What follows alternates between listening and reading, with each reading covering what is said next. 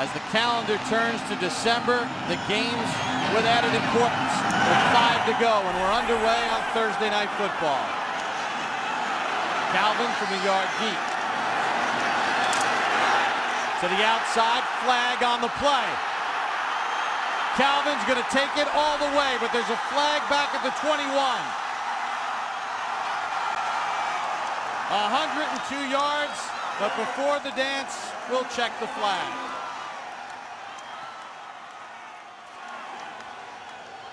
Yep. All right, it's full 10. During the return, holding, number 82, receiving team. 10-yard penalty, first down. That's tight end Clay Harbor called for the penalty.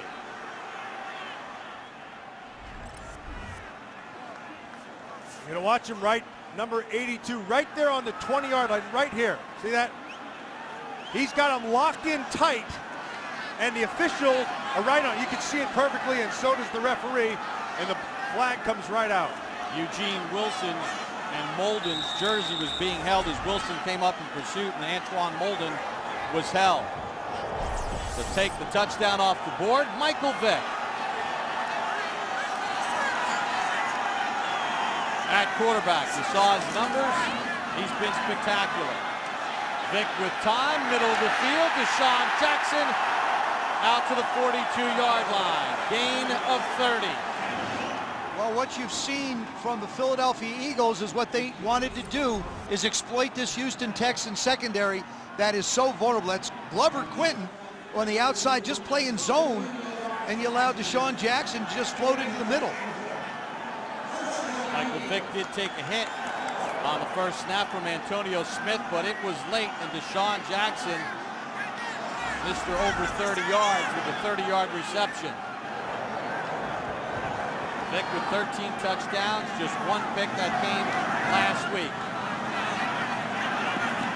Vick sidelines it to the right to Jason Avant, who makes the catch, his 42nd of the year. We'll take a look at the offense of the Philadelphia Eagles. Winston Justice starts at the right tackle spot.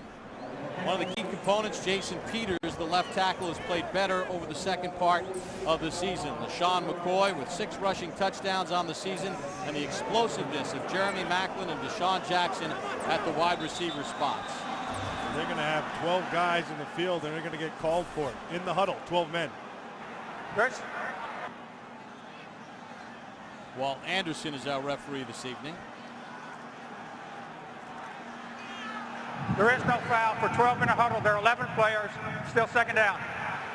There you go. There's only 11. Forget the flag. See what happens? See what happens when a cold day? Cover up your fingers. Well, see, he had his shoes off. I knew it was more than 10. Right, yeah, you had to know that. Andy Reid, you saw him, 12th year as the head coach of the Philadelphia Eagles, 115 wins in the regular season. Second and 6 from the Philadelphia 46. Vick, screen to McCoy. LaShawn McCoy inside the 40 to the 38. It's a gain of 16. The Philadelphia Eagles are one of the best screen teams in all of football. And they've been that way for a long, long time. For the last 12 years, this offense has been this way. Why are they good? They have great timing. Nice job right here by the quarterback. Let him draw in on him, and then he dumps it off. McCoy does the rest. And McCoy, the leading receiver as far as receptions for Philadelphia. That was his 60th catch of the year. So they'll check it down to the back. They're going to give it off to Chad Hall. First-year player out of Air Force. Nothing doing, gain of maybe a half yard. We take a look at the Houston Texans defense. The strength resides in their front four. Mario Williams with 8.5 sacks. Linebacking core, Brian Cushing missed the first 4 games due to suspension. He's back on the outside. D'Amico Ryans out for the season. The secondary, well, they've had a lot of problems this year with teams passing the ball against them. They're young on the corners and inexperienced, although last week Glover Quinn had 3 interceptions against Tennessee. And the flag flies as the Eagles come to the line, and Walt's been busy. Ball start, number 74, offense. 5-yard penalty, still second down. Right tackle Winston Justice called for the penalty. I really like the way Marty Morningwig, the offensive coordinator, has started this game calling plays. First one was a drop back deep down the middle. Then you move Michael Vick. Then you run a screen. What they're doing is they're forcing the Texans front four to deal with a lot of movement, not just necessarily out of Michael Vick. And he wants to send a message to his team like, let's get out and strike quick and attack early. He says it gets the guys fired up. Philadelphia leads the NFL in first quarter points with 89. Vick, and Macklin lost his feet after a short game. Well, you look at the quick strike offense of this Philadelphia team. They already have one play tonight of over 30 yards. In the touchdown category, 13 of their touchdowns have come over 30 yards, 11 in the passing game. Well, one of the things that has to happen for the Philadelphia Eagles is they have to see how each team plays Michael Vick, and it's different every week. And so offensive coordinator Marty Morningwig has to get a feel for how each defense plays him, and then he adjusts accordingly. 3rd and 9 from the 37. Vick, time, Selleck, first down, bounces off a tackle and takes it to the 16. It's a gain of 20 for Brent Selleck. There was a time when the book on Michael Vick was keep him in the pocket and he won't be able to get anything done down the field. He feels the rush, he sees the rush. That isn't the case anymore. Does a real nice job of staying focused on the defense, where he wants to put the football, and he's given his receivers a chance to run with it. Oh, and by the way, he's getting fantastic protection. And when he has that protection, he can settle himself down and see the field. Vick 5 for 5 on this drive with 5 different receivers. There's the escapability and then dragged down at the 14-yard line by Damian Lewis after a gain of 3. Second down. The Houston Texans know that they have to protect their secondary. And so ideally, what they'd like to be able to do is just rush with their front four. The strength of this front four rests on the shoulders of 2 players, Amobi Okoye and also Mario Williams on the outside. When those 2 guys can get it cranked up, their front four is much better. But here in the red zone is where the speed of the Philadelphia Eagles is negated. And Okoye and Williams not on the field right now. Vick again. Macklin grabbed around the ankles by Jason Allen, but it's a first down, gain of 11, first and goal Philadelphia. And Macklin getting into it a little bit with Kevin Bentley, the middle linebacker of the Texans. As open as the receivers have been for Michael Vick, it's almost like 7-on-7. Now what that simply is you go out in practice and there's no rush whatsoever and you just work against linebackers and defensive backs. And that's exactly what it looks like so far for the Eagles. Now the Houston Texans allowing only 1 opposing touchdown in the opening drive last 22. Vick and the Eagles threatening. He was looking for Avant, but he felt pressure and had to throw it away. Tough to throw down here in a compressed field. But the Eagles have certainly the capability to use, and how do I say this? So they can use their speed. I think the Eagles have the best young skill set in the National Football League. The fastest for sure, and the way to use that speed now in a compressed field is to use the crossing routes and use that speed across the field. They have Chad Hall in the Wildcat with Vick split out to the bottom of your screen. Hall's going to run it, and he gets stood up and turned back at the 1. Chad Hall, a first-year player out of Air Force, getting an opportunity to play here for the Eagles. They do a good job inside of trying to double team, but you let the linebacker be free right in that hole. When the linebacker comes to fill, Chad Hall is not going to run over anybody, Matt. No, but he's going to find a little crack. He's kind of Danny Woodhead-esque. He's got really good run instincts. They're very pleased with him. 3rd and goal from the 1. Vick in space. McCoy the touchdown.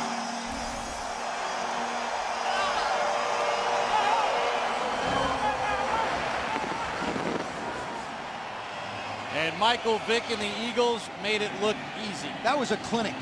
That was an offensive clinic. Drop back passes, sprint out passes.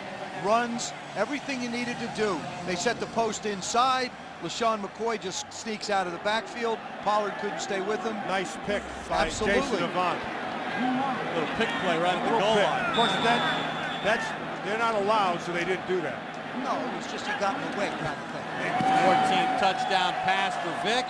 David Akers knocks the extra point through, and Michael Vick, like a maestro, orchestrating the Eagles offense. Opening drive, touchdown to Shady McCoy.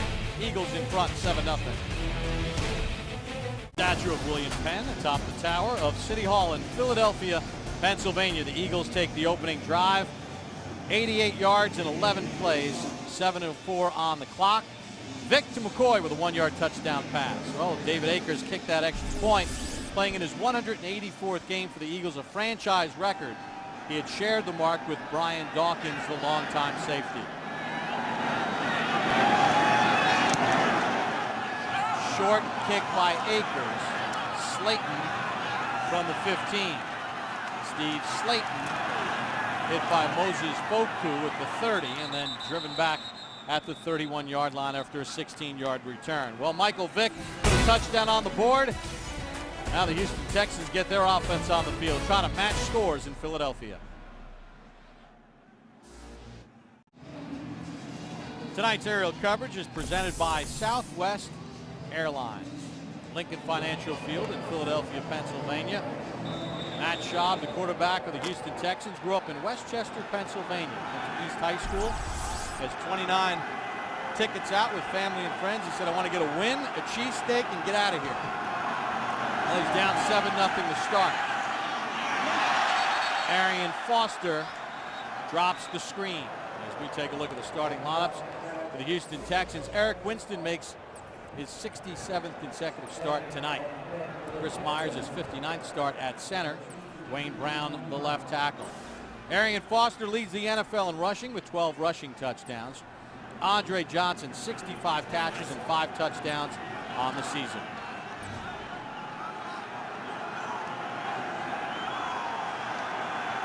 Second and 10 from the Houston 31.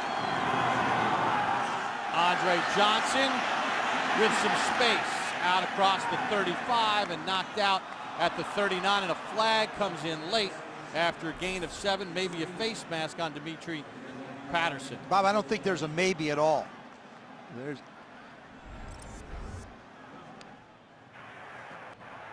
Personal foul, face mask, number 23, defense. 15-yard penalty, first down.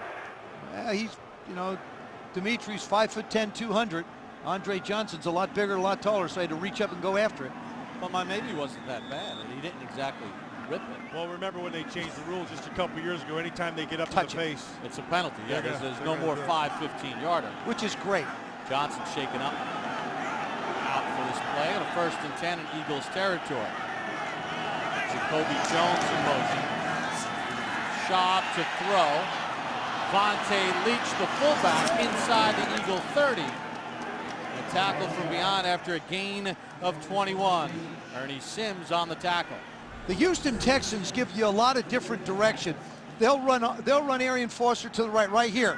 They run him out to the right, and then Leach is going to leak back over there. Everybody's flowing to the right. Fullback does a real nice job. You see absolutely no one out in front of him, and he winds up with the big game.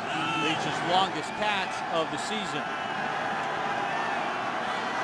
Leach and Foster in an eye on a 1st and 10. And movement on the line for Houston. False start, number 76, offense, 5-yard penalty. It's still first down. Wayne Brown called for the penalty. We take a look at the Philadelphia Eagles defense. The rookie Brandon Graham gets the start for the injured Juquay Parker. Trent Cole with 9 sacks on the season. Middle linebacker Stuart Bradley very comfortable in this defense.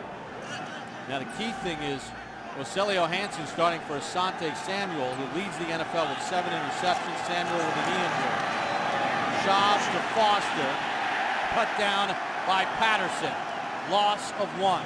One of the things that this Philadelphia Eagles defense knows is they don't have Asante Samuel, and so they're going to have to rally.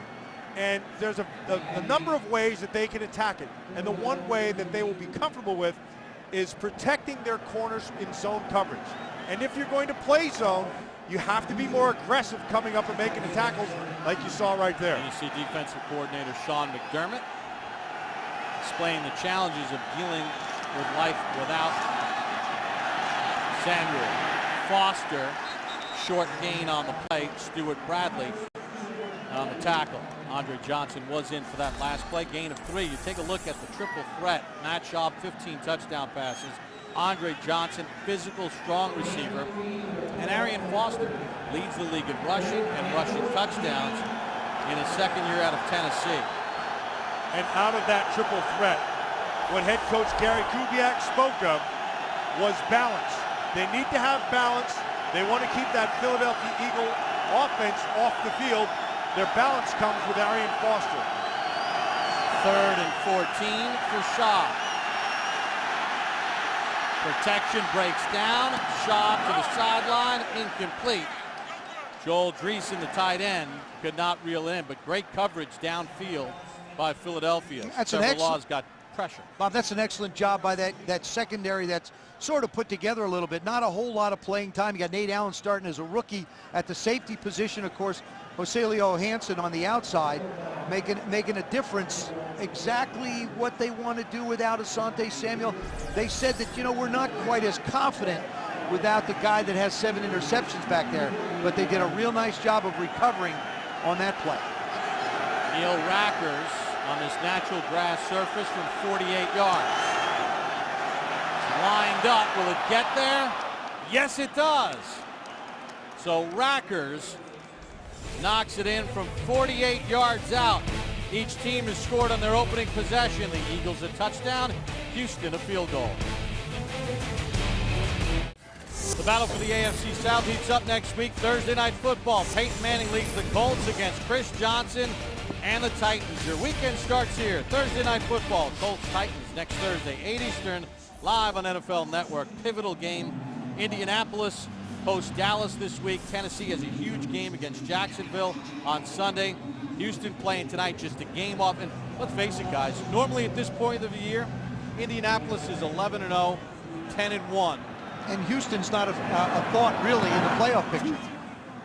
They are, but need a win tonight.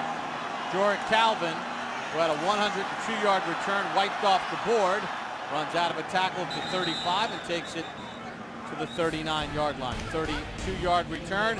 Vic was flawless on the first drive. Let's see if he can do it again. Liberty Bell, located in Independence National Historical Park, originally cast in London. It cracked soon after arriving in Philadelphia, and at last was rung on George Washington's birthday in 1846, part of the great history in this great city of Philadelphia. Matt, what was it like when they rang it? It wasn't as loud as I thought it would be. You know, George, I like to call him George. George was an excellent linebacker. Thought so. Played for a long time. Looked like one. Great start from Michael Vick. Nice run. LaShawn McCoy takes it out to the 40. Bernard Pollard on the tackle after a gain of 12. That was all on Mario Williams. He tries to collapse it down on Brent Selleck, and he just seals him inside, and he turns outside. Watch the right side of your screen. You see, he just comes on down inside. Selleck just takes him where he wants to go. That's great vision right there by McCoy. McCoy, one of the best cutback runners in the National Football League. That's lousy defensive end play. Or that. That too. Nickel work out of the shotgun. McCoy lost it and then fell on it for a loss of a half-yard. Philadelphia has been so good, guys. One of the reasons why they've had so much success this year is Andy Reid and the turnovers. They've only turned it over 12 times as a team. They protect the ball. Yeah, but this, to me, I don't like this play from Michael Vick. I don't see him as an option quarterback like, say, a Vince Young is. He's better off doing the things he does. Get the ball away. It's cold. That's his 5th fumble. 4 in the Chicago game, and now you have 1 right here in the last 2 games. Actually, a game and a half a quarter. 2nd and 10. Vick turns the corner and races out of bounds at the 47-yard line. Gain of 7. This is what Deion Sanders was speaking of in our pregame show. And yes, Michael Vick is a better player. He's more accurate. His timing is better. His mechanics are better. He looks down the field and he's trying to make a play with his eyes. However, if it's not there, his feet will get him out of trouble. It has since the time he got there. He's a more patient quarterback now.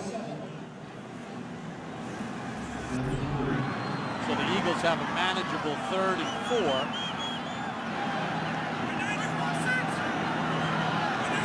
So they're on 46.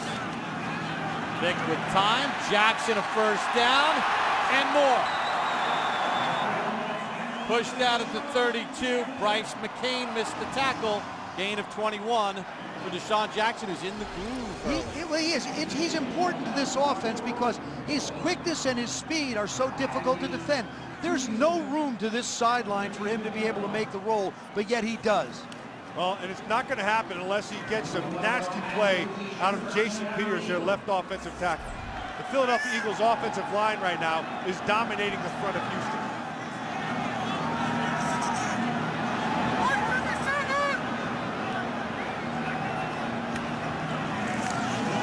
McCoy made Cushing miss once, and then Cushing goes back and gets him the second time. Gain of 2 on the play. You know, Brian Cushing of Houston, with the injury to D'Amico Ryans, they tried him at middle linebacker.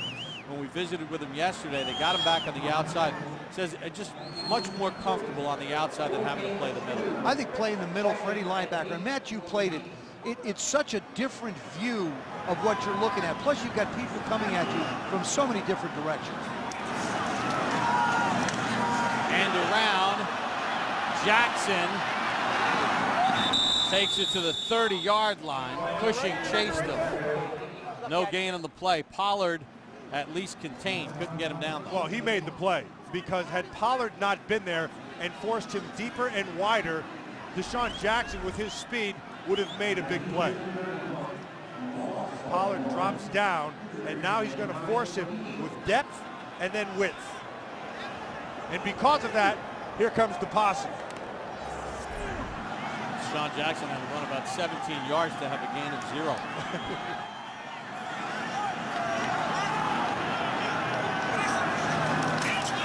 Third and 8. A lot of room for Vick. First down to the 20. Gain of 10. I don't mean to laugh, but I love to watch Michael Vick because it's almost you can sense what's going on in his head. Right now, he's looking down the field. He realizes there's plenty of room up front. Steps up, still looking patient. Now when he starts to run, it's like, should I dive? Right here now, maybe I'll dive. No, wait a second. I'll go over here. Now I'll dive. The good news, Joe, for all this is defensively, Houston has taken away some of those throws down the field, but at the expense of a rush. And when you drop everybody back, you give all that room for Vick to be able to take care of it. Vick said, I don't like sliding. Vick to the end zone, knocked away by Pollard as he was looking for Selleck. And they finally got a hit on Vick. We saw it on the first throw, and they got one here. Selleck's down the middle, and the protection is not bad initially, allows him to get the ball off. Pollard undercut it, but not before there was a hit on Vick inside to maybe force this throw. Last week, Vick made an incredible throw in Chicago through 4 defenders to get it to Selleck for a touchdown. This week, Pollard knocked it away.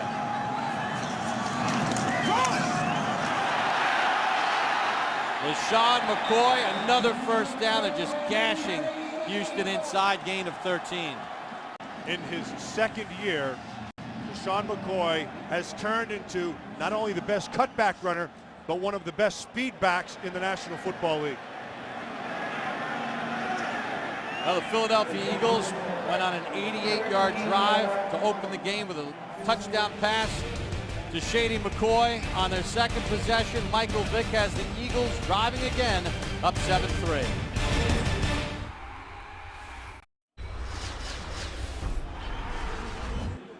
Back in Philadelphia, we get set for the start of the second quarter. The Eagles lead the Texans 7-3, and Philadelphia driving again. Michael Vick in the first quarter this season, a quarterback rating of 141. That's the highest of any quarterback in any quarter since 2005. And that's one of the reasons why, counting tonight, they have 96 first quarter points to lead the NFL. And when they get out on top of you and get going fast, it's tough to come back against this Eagles team. Philadelphia had the ball for 11:59 time of possession in the first. First and goals, we start the second. McCoy shoved out by Allen at the 5.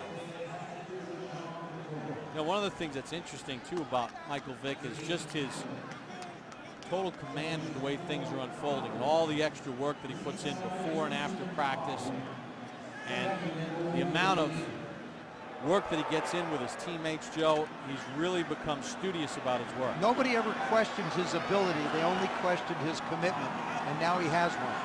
And his work ethic, and he has one. Second and goal. McCoy has his second touchdown. One in the air and this one on the ground. 2 possessions, 2 touchdowns for the Eagles. I said it earlier, and I'll repeat myself. The Philadelphia Eagles offensive line is dominating the defensive front of Houston. Look at that hole. Right through. Nicely done by McGlynn to come off, get to second level, gets a block inside on Benton, and then it's 6 points.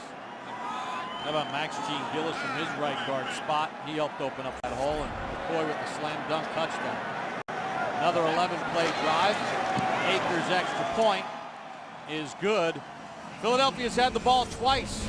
Twice they've scored touchdowns. Drives engineered by Michael Vick. Well, no matter where you are this holiday season, you can stay in the game with NFL's new mobile app. Search NFL Mobile on NFL.com. Philadelphia's had the ball twice. 2 long touchdown drives, and the Eagles lead the Texans 14-3. In a conversation we had with Matt Schaub last night, he said, we need to score touchdowns. The Houston Texans cannot trade 3s for 7s against the Eagles. This is, talk about important drives. When it looks like you're not going to get the ball a whole lot, every one of them is significant. Slayton on the return off the kick from Akers. Slayton out to the 21-yard line, 21-yard return. Well, Matt Schaub and the Houston Texans need to get the offense going because Mike Vick is rolling for Philadelphia.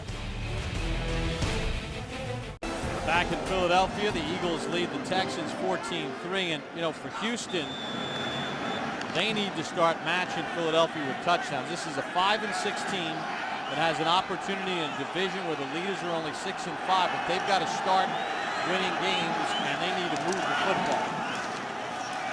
Arian Foster moves it out to the 30 and picks up 9 on first down. Arian Foster in his second year out of Tennessee. Here's a guy that had a really good part of his career at Tennessee in the early part of his career, but then wasn't even drafted in last year's draft. He said there were a lot of rumors that I wasn't a worker. I didn't listen to the coaches. Got cut in camp, wound up on the practice squad for Houston last year.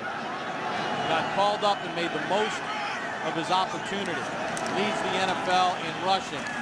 On a 2nd and 1, he's got a first down out to the 32-yard line, gain of 3, and he currently sits atop the National Football League in rushing yards, rushing touchdowns, and yards from scrimmage. You know, at the end of last season, he got a note from Gary Kubiak. Said, the biggest jump is year 1 to year 2. We're going to draft a running back, and Foster went right to work. And he said, I got a lot of respect for Coach Kubiak. He coached my favorite player of all time, Terrell Davis. And he's won Super Bowl. Schaub under pressure to the sideline of Johnson, incomplete. I'm going to show you how smart Andre Johnson was on that particular play. He got pushed out of bounds a little bit. He comes back into the field, and what he does is instead of trying to touch the ball, he lets it go. And that's just the intelligence of a player understanding the rules and not trying in any way to hurt his football team. What I like right now is Sean McDermott, the defensive coordinator for the Philadelphia Eagles. He's mixing his coverages up really well. Schaub, middle of the field. Dreesen can't hold it. Incomplete. They started the drive. he went in a cover 2, which is both safeties deep covering half the field. That takes away from your run game, and so Houston ran at it. Then he came back in the second series and went with a 3, which brought your safety down to give run support. Then he mixed in 2-man coverages back to back. So without Asante Samuel, he's had to mix his coverages and put his players in the best possible positions based on field position and down and distance. Houston's only other third down was a 3rd and 14. Eagles show blitz. Schaub had his arm hit, and that's incomplete. Quinton Michael came on the safety blitz and forced the incompletion. Arian Foster got caught in a quandary. There were too many people coming from the right side, and he had no chance to be able to make a play. You see the arm start to go forward. It's a good call by Walt Anderson. Well done by Michael, who lined up in the slot and then came on the blitz. It's incumbent upon Schaub to see that quicker and get the ball out. 15-year pro Matt Turk in the punt. He's good at getting them away, but he didn't kick it deep. Favorable roll for Houston inside the 35 and down to about the 32. 35-yard punt. Dialing up the blitz in Philadelphia. The Eagles in front, 14-3 with the ball. While we were away at commercial, Andre Johnson being taken to the Houston Texans locker room. He's been battling ankle issues all year long. On that end-around run when he was face masked, he came up hobbling, and they'll check on Johnson. That's horrible news for Houston right now. Right now they need some defense. The Eagles have scored touchdowns on their first 2 possessions, up 14-3. Vick with time. Macklin in Houston territory for another big game.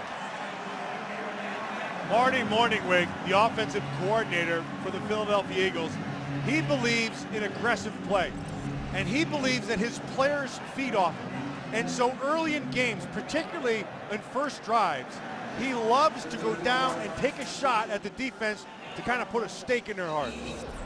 34-yard catch for Macklin. Vick 10 of 12, 147 yards. Philadelphia is making it look easy. As Vick takes the snap.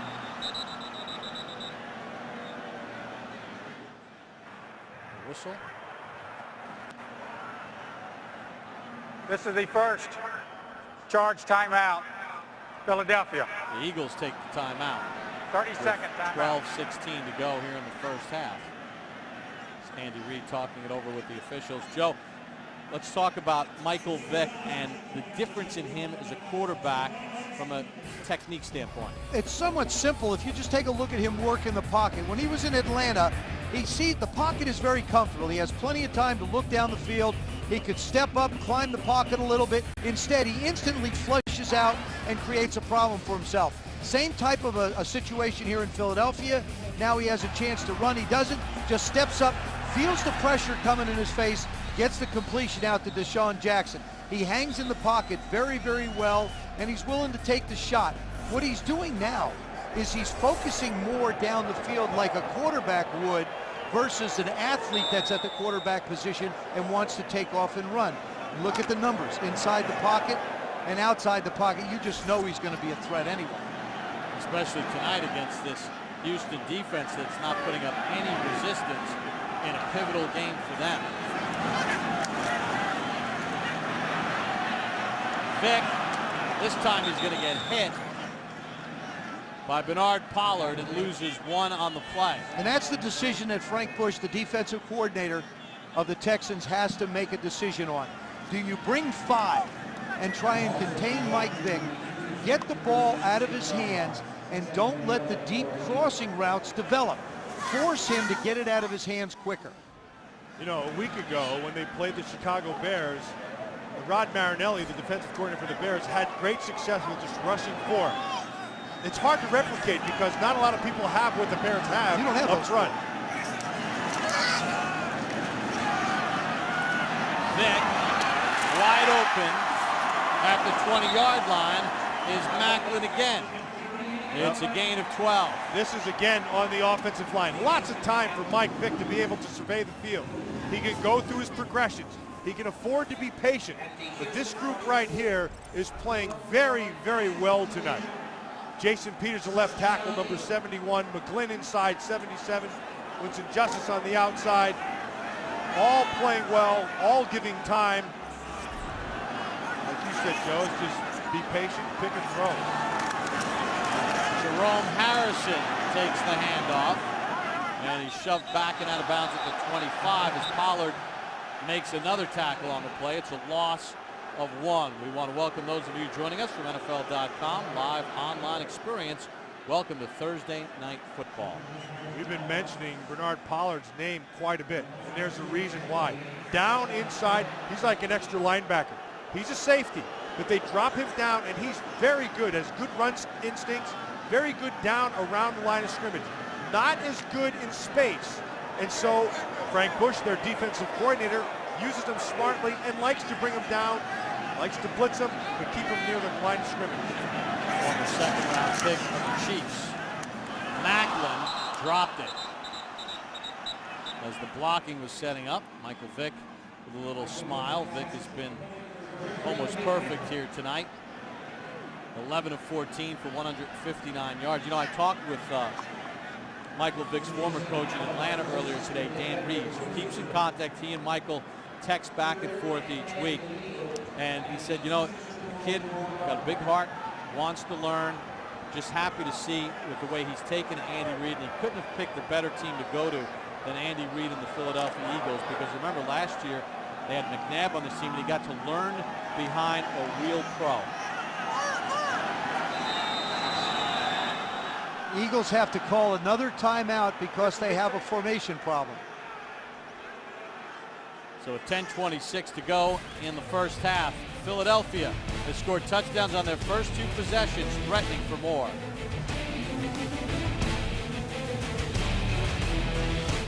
Oh, the sandwiches at Tommy DeNick's, roast beef with pork in Reading Terminal Market, pork sandwich, provolone, little broccoli grappa.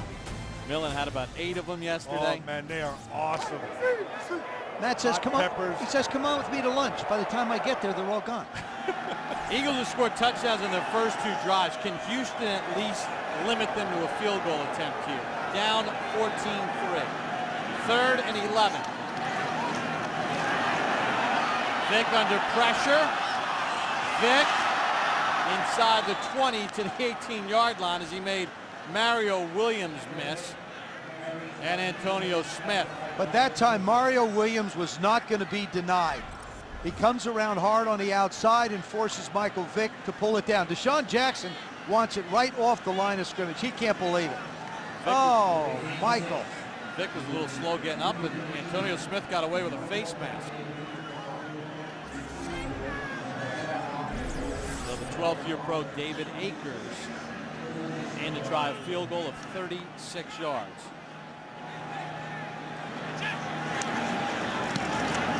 Snap is clean, and Akers slips it inside the right upright and knocks it through to widen the lead to 17-3. So Philadelphia's had the ball on 3 possessions, and they've scored on all 3 possessions. So they've won the time of possession. They're moving the ball down the field and just sort of executing the way they have throughout most of the season. You take a look at the opening drive, it's 88 yards. Vick, first pass play, 30 yards to Deshaun Jackson. They hit a big 3rd and 9 to Selleck. McCoy with the 1-yard touchdown catch. Then McCoy with a 1-yard touchdown run. And then David Akers caps off the last drive with a 36-yard field goal.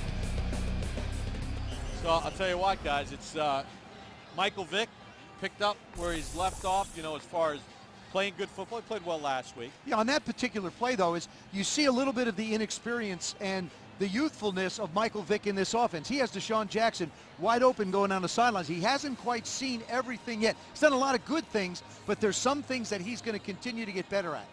Of course, you keep talking about the quarterback. For me, of course, this offensive line right now is playing lights out. They're giving him time. They're opening holes in the running game. They've allowed him to be patient and find most of those throws. Guys, what about Houston? This is a team at 5-6 that's still very much in the race in the AFC South as Akers kicks off, but so far it's been sort of a no-show early. They need to get something going as Slayton takes a knee for a touchback with 9:35 to go in the first half.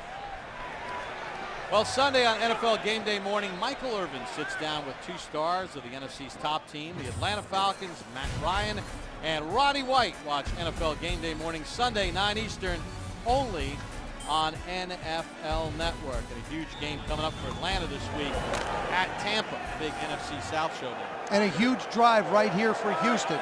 They need to get something going and get some points out of this drive. And they're going to have to do it without Andre Johnson. Arian Foster, tackled by Cole, gain of barely 1. So, Asante Samuel not there. And admittedly, Gary Kubiak, you can see Vic is taking a couple of snaps right there. But Gary Kubiak, wow, only 41 yards, said they needed balance. They have not had balance. And they said this Eagle defense looks different without Asante Samuel. Well, now the Houston offense looks different without Andre Johnson. Arian Foster for 1. Ernie Sims on the tackle.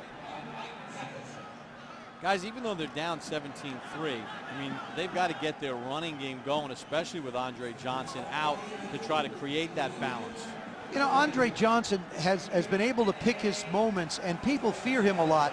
But Jacoby Jones, number 12, who's in there, and also Kevin Walter, they're pretty good receivers. I mean, between the two of them, they have 58 catches. So it's not like Andre Johnson was the only guy on the football field, but they're going to have to find ways to get him open and get him the football. Walter in motion on a 3rd and 8. Cole jumped. Schaub with a free play. Walter a first down out to the 36-yard line. Gain of 14. Will check the flags. This is one you expect Houston to decline. Penalty against Philadelphia. Offsides, number 58, defense. Penalty is declined. First down. That was one of the things when we talked to Trent Cole yesterday. Oh, there comes Andre Johnson. Wasn't gone very long. Went to the pits for a little tire repair. He's back out. But Trent Cole gets off the ball so quick, sometimes he does that, jumps off sides. Foster with some room, then met at the 41-yard line by Stuart Bradley and squared him up and stopped him after 5. Well, he had to, because I think they caught them in a blitz, okay? And so you can see Trent Cole on the ground because he was on his way out. And so here comes Stuart Bradley inside out. All 260 pounds of him. That's big man on big man. Textbook tackle, and boy, you talk about a running back running with his pads up. Foster was straight up on that one. Foster again has a first down to the 47-yard line. You know, one of the things that was interesting when we were talking with Foster yesterday about his experience as Johnson comes back into the ball game. When Foster was on the practice squad last year, he had no idea that he could get called up to the active roster. He was watching a primetime game on a Sunday or Monday night, and he heard that a guy had gotten called up from the practice squad. He said, well, wait a second, they could do that? That could be me. And he wound up finishing the season with 257 yards. Schaub, Johnson, wide open. Pushed out at the 10 by Nate Allen. That's what happens when you have that ability with a double move. Andre Johnson right back on the field, goes down, little quick out hesitation, gets everybody bit. If Matt Schaub was able to lead him up the field, this would have been 6. Instead, he winds up with just a big completion. 42-yard gain. That thing you see on the side, and that's Dimitri Patterson's jockstrap is just laying right there. That's how that white thing is. Yeah, out that's there. what that is. Ball just outside the 10 for Houston. Foster gets what he can get to about the 7-yard line.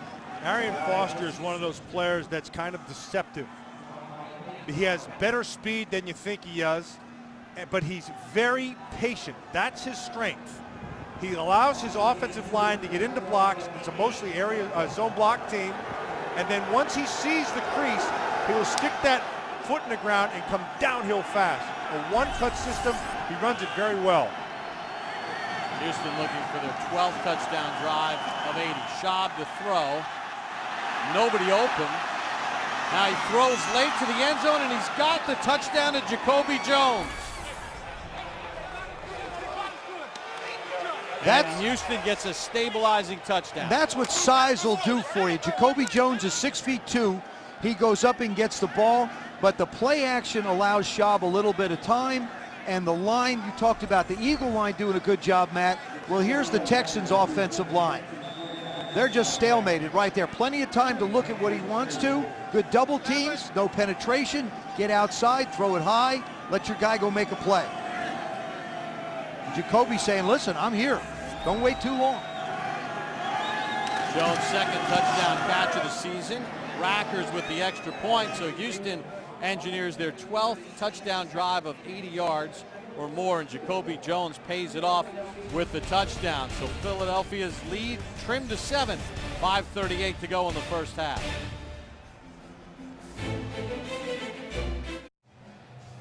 Matt Schaub and Jacoby Jones hook up on an 8-yard touchdown pass, capping off an 8-play, 80-yard drive that featured a 42-yard pass play to Andre Johnson. Michael Vick has led 3 scoring drives for the Eagles.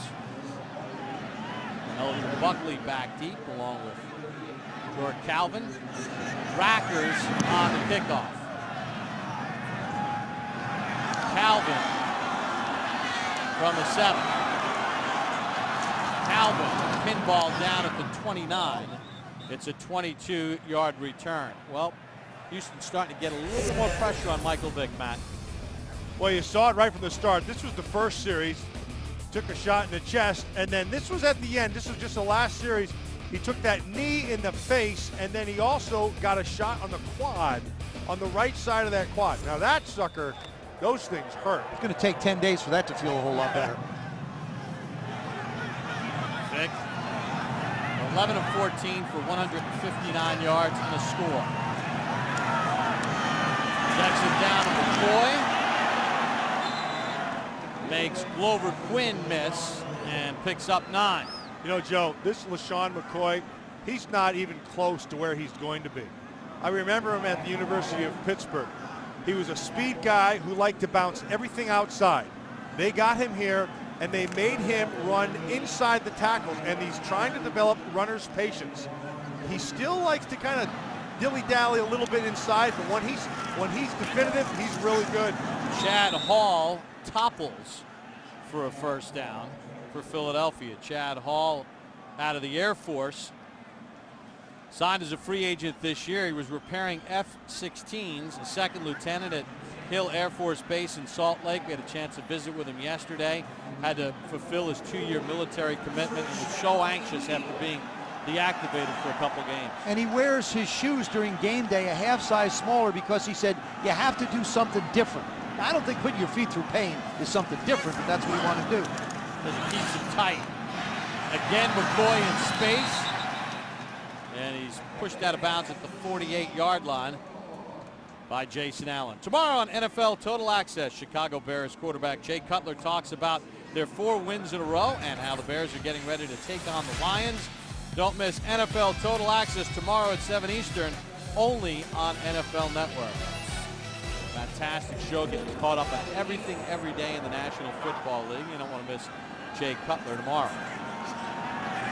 2nd and 2 for the Eagles with McCoy the tailback. Vick nearly intercepted by Glover Quinn and a pass intended for Deshaun Jackson. Glover Quinn last week against the Tennessee Titans had basically a career day. And I say that because he has 3 interceptions, almost gets the 4th if Michael throws this a little lower, and those are all he has. And that's a broken hand that he went up and knocked the ball away with. But of his career 3 interceptions, all of them came against Tennessee last week. The Eagles have kept the 3rd down attempts manageable. That's why they've been successful. McCoy in space. McCoy short of the first down. Amobi Okoye got the first hit as Houston rallies to the ball and gets a much-needed stop. That was big right there for this Houston Texan team. They need to get the ball back and put more points on the board. They're only going to do that if they stop it right there. Nicely done. But I didn't really like the call by Marty Morningwig there. You're 3rd and 1. Why not pound it up inside? Your offensive line's knocking them off the ball. They're afraid of Michael Vick outside. You really played into Houston's hands that time. Sav Rocca to punt. This will be his 50th of the season. Jacoby Jones back deep. High kick, not deep. Jones calls for a fair catch. Well, Andre Johnson, he had a big 42-yard catch coming back out on the field, and suddenly Houston within 7 with the ball. And Joe, such a pivotal game for the Houston Texans. What did you see that got them going in a rhythm? Well, their defense actually stopped the Eagles on a drive. And really what happened, Matt, you know Houston can put points up. They're a 60-minute football team. They're not a 30-minute ball club. Even though they get outscored a lot in the first half, they know how to come back. And when you've got Andre Johnson, Jacoby Jones, Kevin Walter, you can stretch the ball down the field. First and 10 from the 15. And flag on the play and a false start against Houston. False start, number 76, offense. Dwayne 5-yard Brown, penalty. the Still left first tackle, down. as we check in with Alex Flanagan. Hey, Bob, well, you see Andre Johnson back in the game. He spent much of the second quarter in the locker room evaluating his ankle. Remember, he injured the ankle the second week of the season and has been struggling with it much of the season, but looks like it's okay, and he's able to play in the rest of this game, Bob. Well, he's as tough as they come, and all he cares about is for his team to win.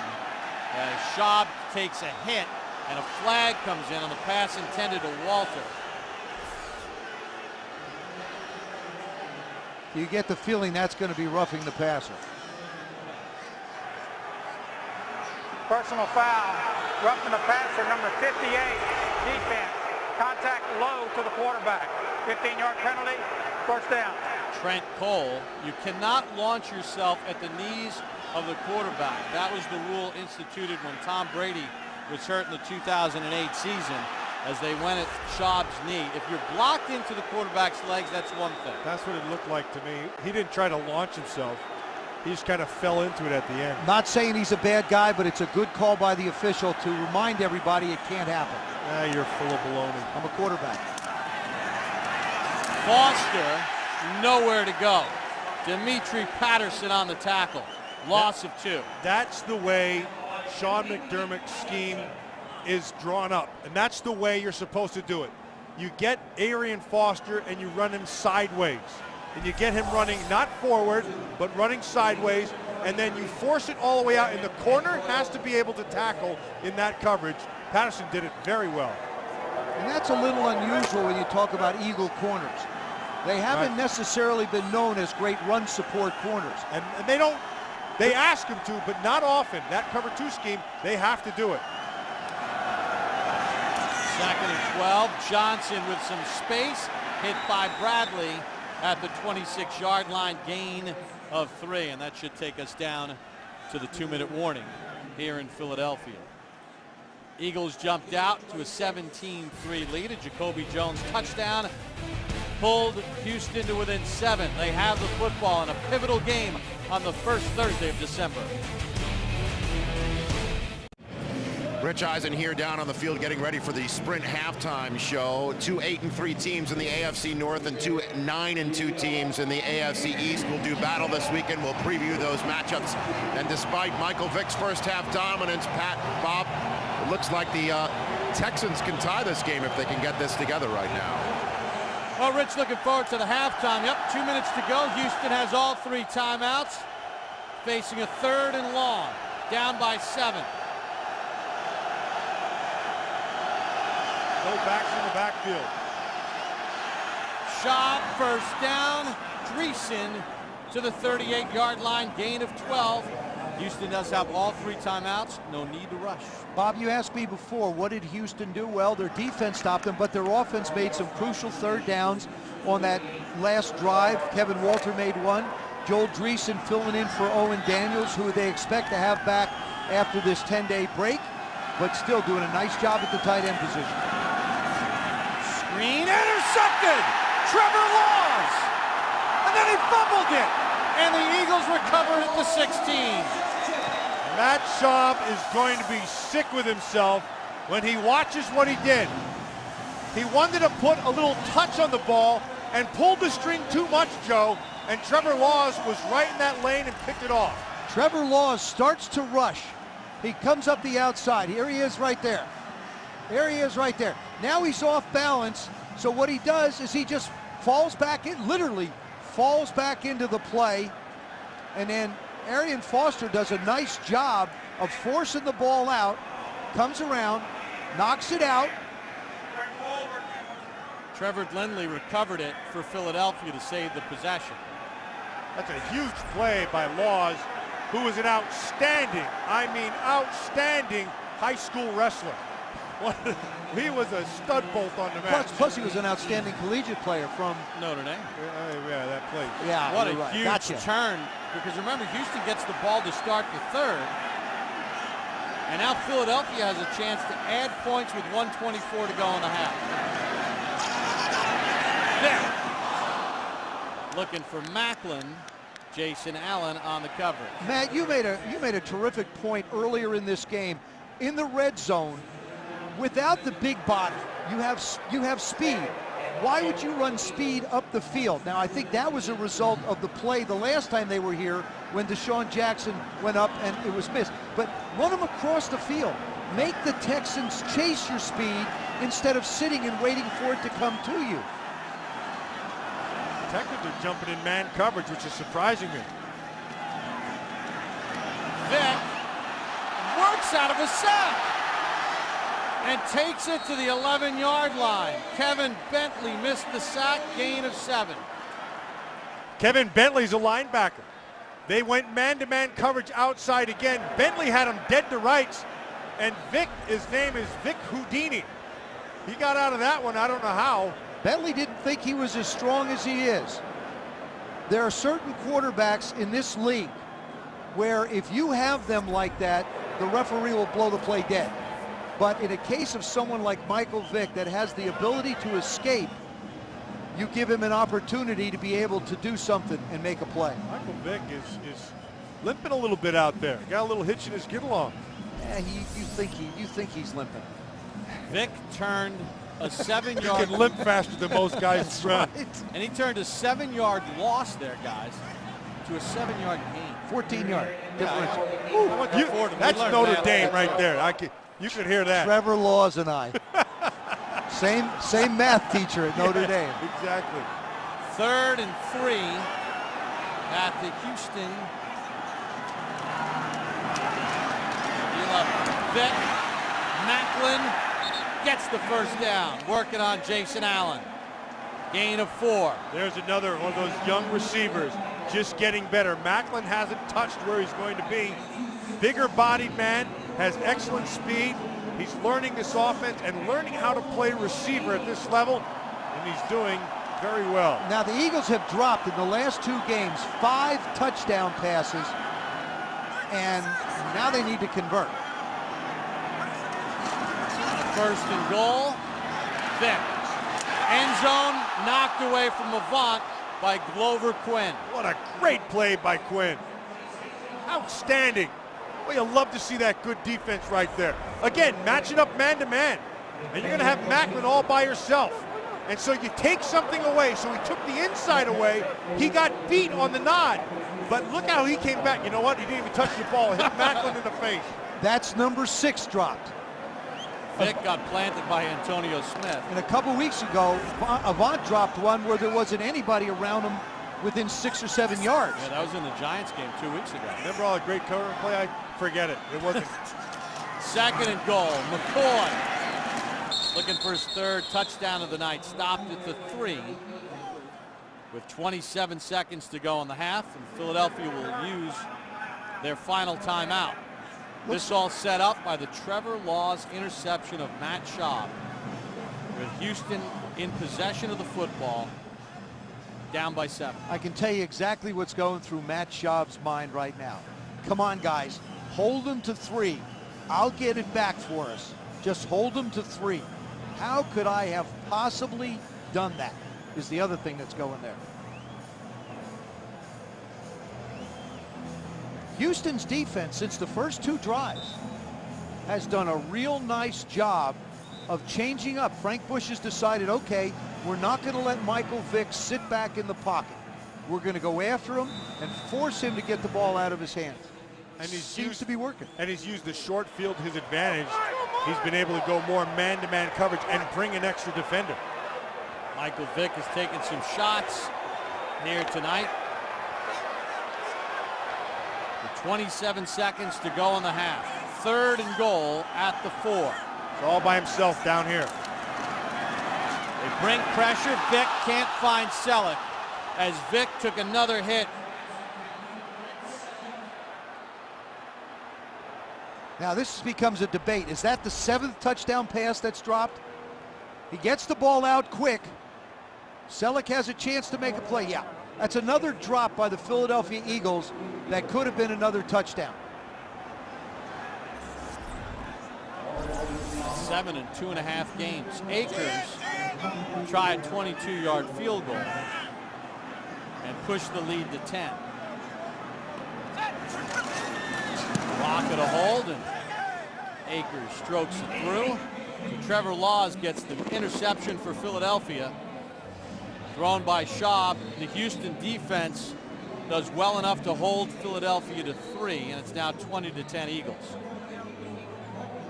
Can that be, Matt, can that be momentum for the team?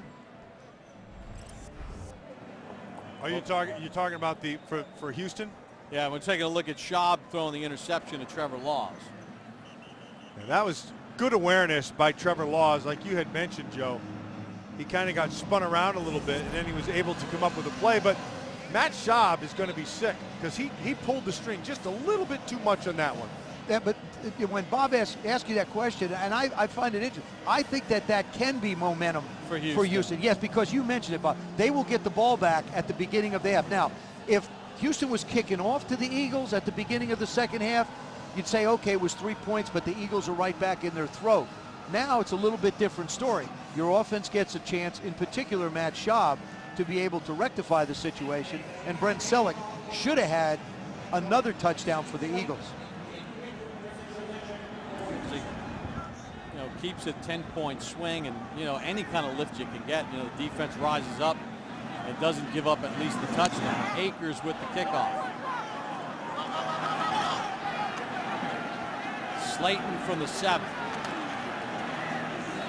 Wrestled down at the 25-yard line by Moses Foku. Well, some missed opportunities in this football game. Jason Avant threw his hands. Glover Quinn didn't touch it, and then Brent Selleck had an opportunity on a 3rd and goal, couldn't reel it in. And a flag on the return. Number 57, kicking team. 5-yard penalty will be enforced from the end of the run. 1st down. It's a simple 5. You can just tack it on if you wish. All right, now we get Clayton to be a little bit interesting. I mean, you've got 2 timeouts. Plays take about 7 seconds to gain 15 yards.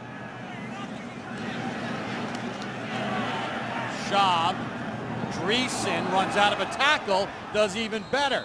Takes it out to midfield with 8 seconds, gain of 20, timeout Houston. There's your 7 seconds. Now what you want to do is have an opportunity to possibly get another 15 so that you're looking at maybe a 50, 52-yarder. Plenty of time to do it.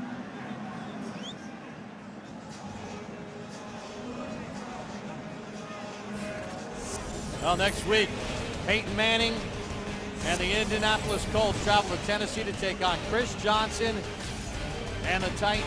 Next Thursday, 8 p.m. Thursday Night Football, NFL Network. Huge implications in the AFC South as you get a look at veteran Neil Rackers warming up. He did hit a 48-yard field goal in the first quarter.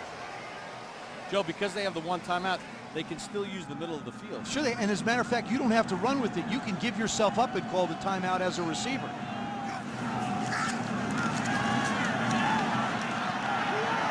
Schaub had Dreesen fall down, and it's incomplete. And Schaub got hit and hurt.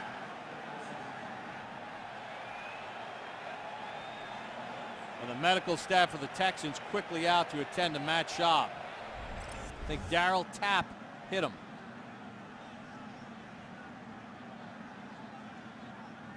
Doesn't look like much of a hit, but he whacked his head on the ground on the bottom of that hit. And he grabbed it too.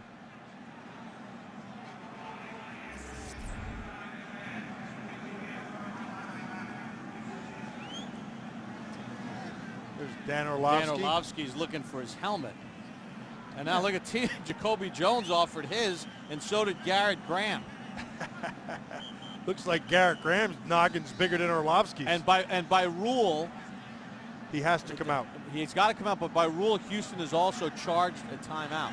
So they lose the timeout. Which means now you have to throw it to the end zone or maybe play the other. And there's no mic in the helmet.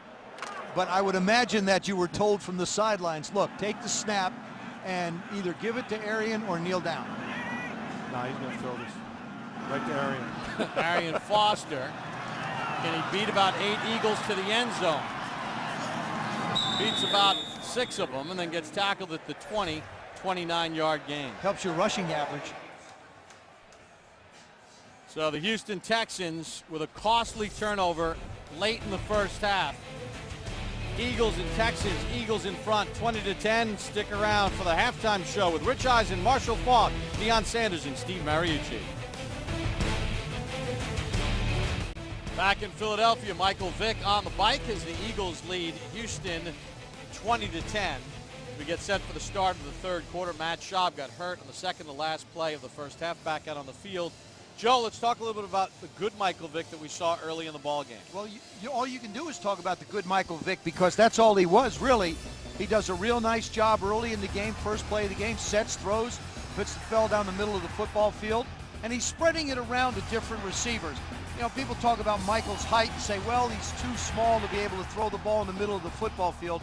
That isn't the case at all. You use his legs like we saw in the last one, but he gets far enough away from the line of scrimmage to be able to throw the ball in the middle. Then Houston was able to start getting some hits on Michael Vick to slow him down a little bit.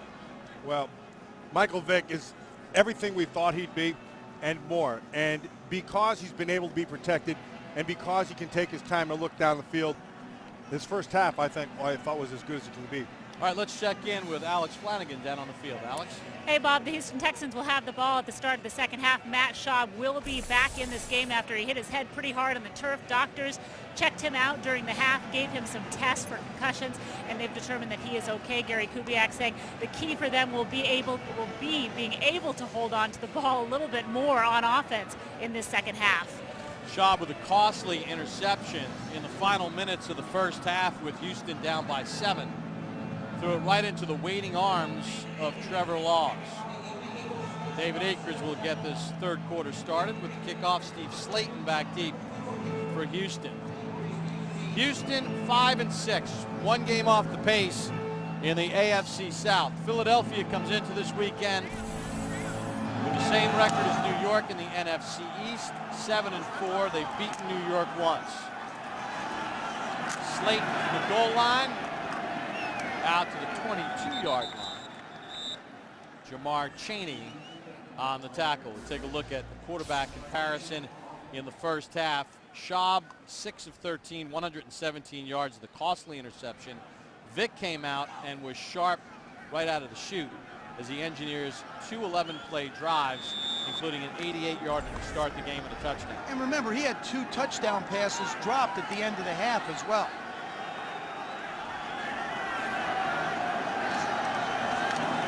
Arian Foster chased down on the backside by Quentin Michael and Ernie Sims. Well, one of the key moments in this first half, back in the first half, was the interception thrown by Schaub.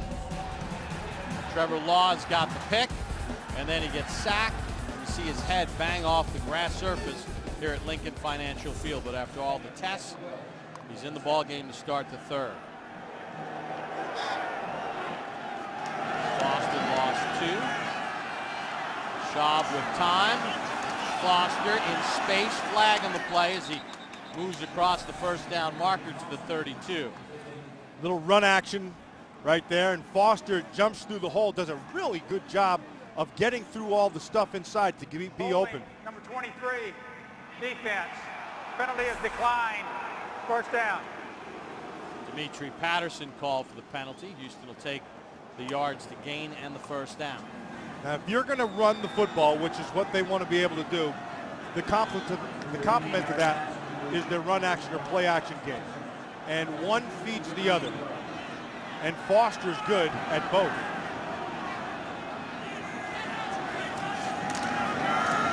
From the 32, Foster picks up 3 to the 35-yard line. Mike Patterson on the tackle. What Alex was talking about that Gary mentioned, Gary Kubiak, the head coach of the Texans, mentioned was time of possession. They have to run the ball. They have to hold it a little longer. The first half, Houston had the ball 10 minutes and 42 seconds. The Eagles, 19 minutes and 18 seconds, roughly twice as long. And you can't leave Michael Vick on the football field that long and have good things happen if you're the Texans. 2nd and 7, late pressure. Dreesen makes the catch and has a first down. A gain of 12. And that is exactly the same play that he missed Dreesen on earlier. They can't block all the blitzers from the right side. Yeah, but you see what happens? Now he gets it out of his hands. Yeah, see, they come from inside. See, so they're going to bring Stuart Bradley from the middle of the field. Dreesen just replaces him right in the middle of the field. Nice job by Schaub to be able to see the vacant area and hit it. Drive started at the Houston 21. Foster into Eagle territory. Bradley and Bunkley on the tackle, gain of 4. Looks like Sean McDermott's playing a little bit with fire right now. You know, Andre Johnson is sitting out there. He's a pressure guy. You know that, Matt. I mean, Sean wants to bring pressure. But if Arian Foster can break through that front line and you're going man-to-man in the secondary, there aren't a whole lot of guys back there going to be able to make plays on him. Yeah, but right now he's been mixing it up. He's been playing zone stuff here and mixing. Here he goes again.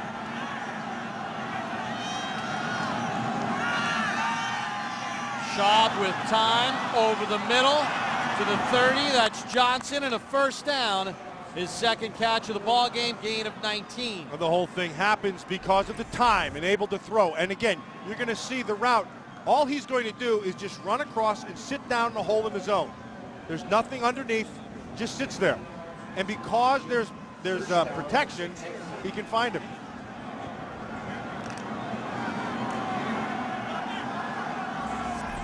Johnson, 2 catches, 61 yards. From the Philadelphia 29. Foster dragged down by Bradley.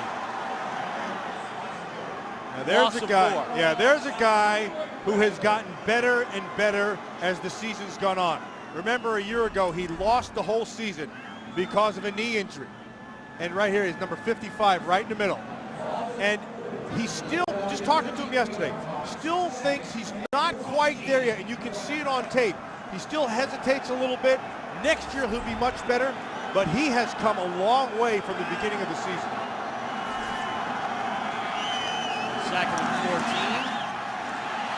Schaub, Walter, sandwiched by Hansen after a gain of 6.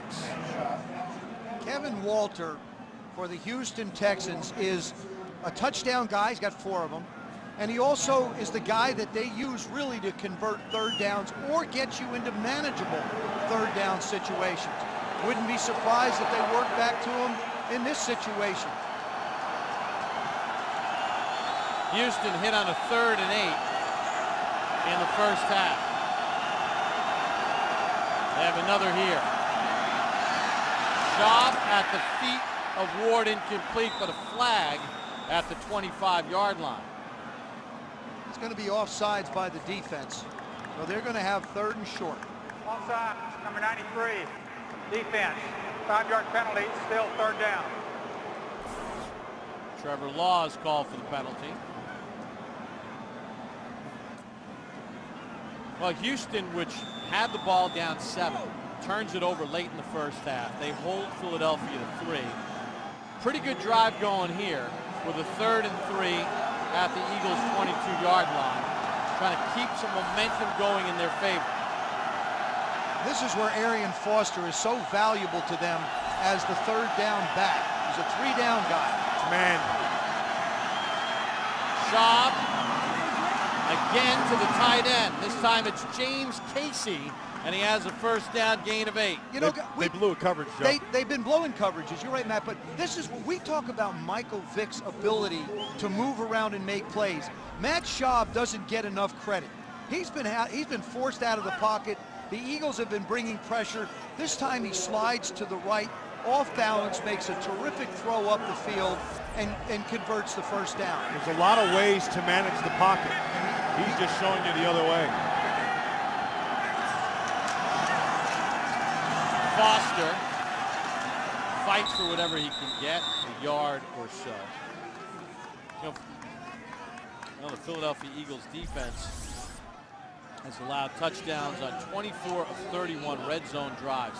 That's a 77.4% touchdown percentage. That's the worst since the Oilers in 1988. So that has been an area in which they have struggled this year as far as red zone defense. Dead last in the league.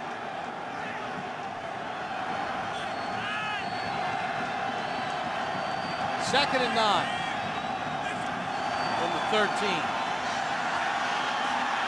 Schaub again inside Foster, and he's got the touchdown. He ran over Nate Allen,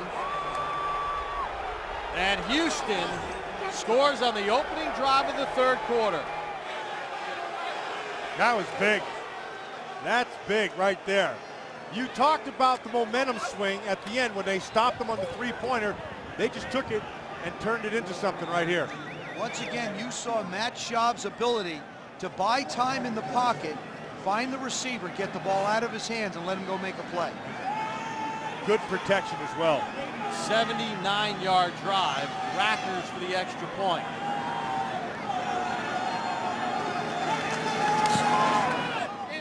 And Rackers right down the middle. So Matt Schaub checks down to Arian Foster, and Houston within 3 here in the 3rd. Look at the Ben Franklin Bridge, which connects New Jersey and Philadelphia. Arian Foster caps off a 79-yard drive with a 13-yard touchdown reception, a 2nd receiving touchdown of the season. He's got 14 overall, and Michael Vick will get his first shot here in the 3rd quarter with his team leading 20-17. Jorrick Calvin returned the kickoff. He returned the opening kickoff 102 yards, but it was negated because of a penalty on Philadelphia. Start from the 10. And brought down at the 25 by Vontae Leach. We'll step aside our first look in the 2nd half of Michael Vick on Thursday Night Football.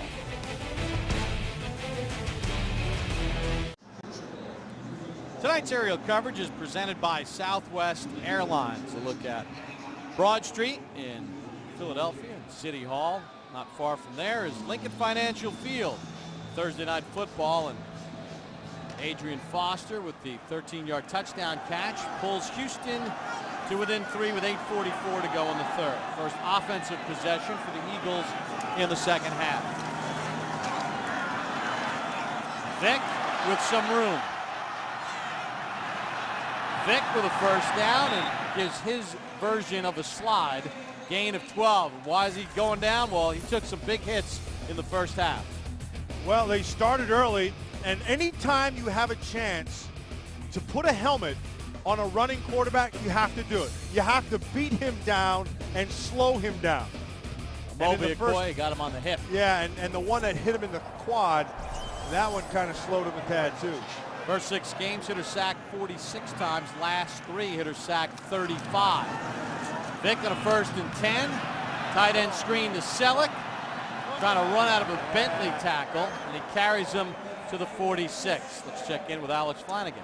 Hey, Bob, well, the hit that really affected Michael Vick in the first half was the one by Amobi Okoye. Okoye driving his helmet right into his right thigh, and Philadelphia telling me that it's his right thigh that has really been bothering him in the first half. Andy Reid telling me that they have to do a better job of protecting him in the second half, Bob. Well, it'll be interesting to see. Houston's been able to dial up some pressures. Some of the hits are just Vick trying to make plays. 2nd and 2. Pollard coming in, hit him from behind, and the pass incomplete. Jackson wants a flag, no flag. Well, Frank Bush, the defensive coordinator for the Texans, has really dialed up a couple of nice blitzes with Pollard. Number 31, you're going to watch him right here. He's going to drop down, and then he's going to come. He's going to keep on coming. He just runs right past both running backs. That is just poorly done by the blockers and really well done by Pollard. Well, LaShawn McCoy was willing to block him, but Owen Schmidt got in the way and just let him get around him. One of them should block. Vick on a 3rd and 2. Looking for Macklin, and it's intercepted by Jason Allen. Only the 2nd pick of Vick this season, 1 in each of the last 2 weeks. And it's on Michael Vick. That ball needed to be pushed out there. The speed is in Macklin's legs. He didn't push the ball out far enough, and it's a pick the other way. Jason Allen was let go by Miami a couple of weeks ago. They signed Al Harris, signed by Houston on November the 11th. Picks off Michael Vick.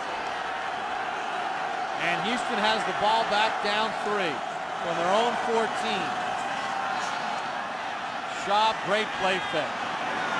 Deep middle, intended for Johnson. Michael got there at just the right time. Incomplete. Matt Schaub was looking for the big play. Now, this is where you get sucked in a little bit because of Andre Johnson's ability. And he told us last night, even if there's, I think he's covered, I'll throw it to him. But he's got Dreesen wide open. He's got him wide open across in front of him, and he turns to fire it up to Andre Johnson. Little contact, incidental possibly. How about Michael might have been there early? Should have thrown That flag. too. 2nd and 10. Foster with some room. Foster gets 9 on the play. Now that Foster getting that it going. running game with the Houston Texans and that zone scheme that they like to run, they get into, it's very much like the Washington Redskins, and it's just a little bit better because they're a little bit better. And Houston 15 for 15 on 3rd and 1's, best in the NFL.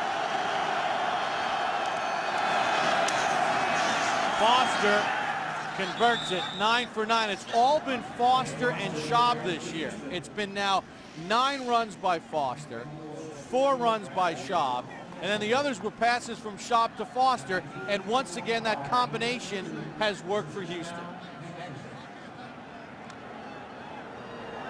That's the way you maintain drives as an offense. Converting 3rd down and shorts, you get more shots up the field now.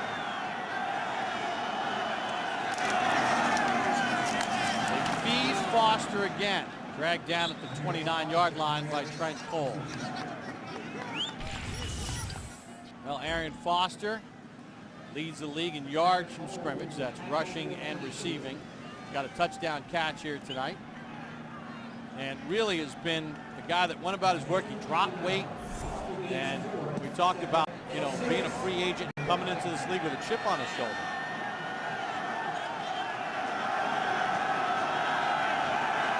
Giving a rest on 2nd and 6. Schaub under pressure. Couldn't find Dreesen, who had him running the seam. They spread everybody out, and so they had 5 receivers on the field, and the middle of the field is wide open.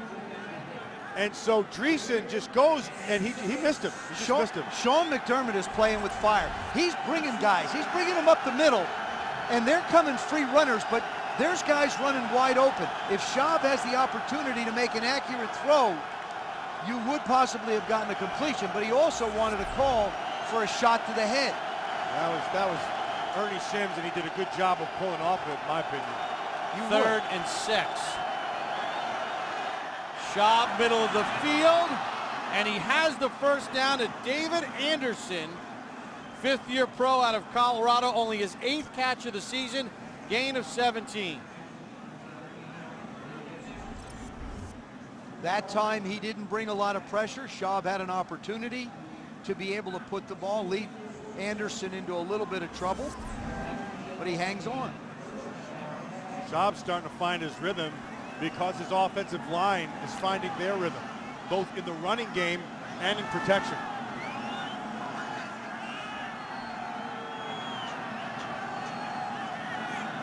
This drive started at the Houston 14 after the Allen interception. Schaub's going to get sacked.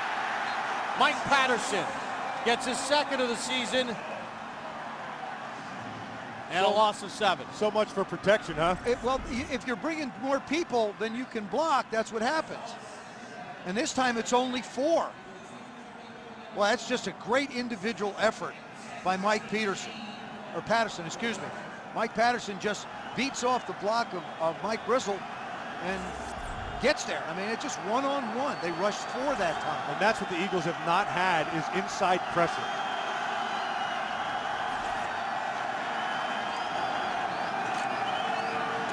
Run it on a 2nd and 17, and no running lane whatsoever for Foster. Ernie Sims at the bottom of that pile. Ernie Sims made the tackle. What about the call? 2nd and 17. Foku made the play.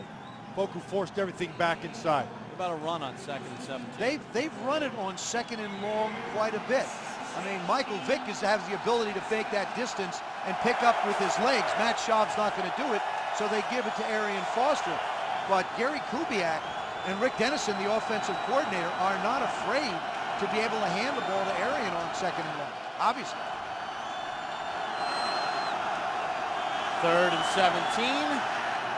Schaub for Johnson, and he's got it for the first down. He just turned Dimitri Patterson around, who wants a flag, but he ain't going to get it. Boy, he's hot. Patterson's saying that he got pushed off. Now the ball is thrown behind him, which is a well-thrown ball. But let's see Andre Johnson. There's nothing there. There's nothing there. Andre Johnson. There's maybe a little push in the back bit, but there. not much. But that's the difference in a wide receiver expecting the ball to be thrown in a certain place and the defender not being able to locate it. Nicely done by Johnson to track that thing. 31-yard pickup on a 3rd and 17. Derek Ward gets the carry. And Ward gets 10. Because Jamal Brown was able to get the edge for him. He may have gotten away with a little bit of a hold, but on that left side, big Jamal Brown is able to secure the edge. Now defensively, you have to protect that edge. It was not that time. Brown wins the battle, and another first down. I was talking with right tackle Eric Winston before the game on the field. He said, we just got to stick with our running game and stick with our running game and stay physical with it. Dwayne Brown with an excellent block from that left tackle spot.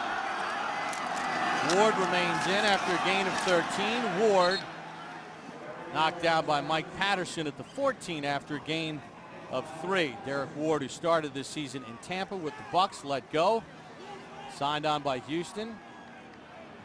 Andre Johnson with a big 31-yard catch. Now Foster comes back in for the Texans. The one thing you notice with the Houston Texans is they run about 80% of the time to the left because it sets up that play action for Matt Schaub to roll out to the right. 2nd and 7. Schaub gets it away to Foster. There's a flag on the play at the 8-yard line. This is going to be off. It's on that Stuart Bradley of Philadelphia, the preliminary call. Illegal contact, number 53, defense. 5-yard penalty from the previous spot. Automatic first down. Call it on Moses Foku. Trent Cole got some pressure up inside. He beat Dwayne Brown to the inside. Watch right on the left side. Here he comes. Right to the inside. He beats Dwayne Brown. Now he's going to get the pressure inside. And then look at the middle of the field. Well, He called it on Foku, not there. So it's 1st and goal. Houston threatening to take their first lead of the night. Foster turns it at the 5 and knocked down inside the 5-yard line.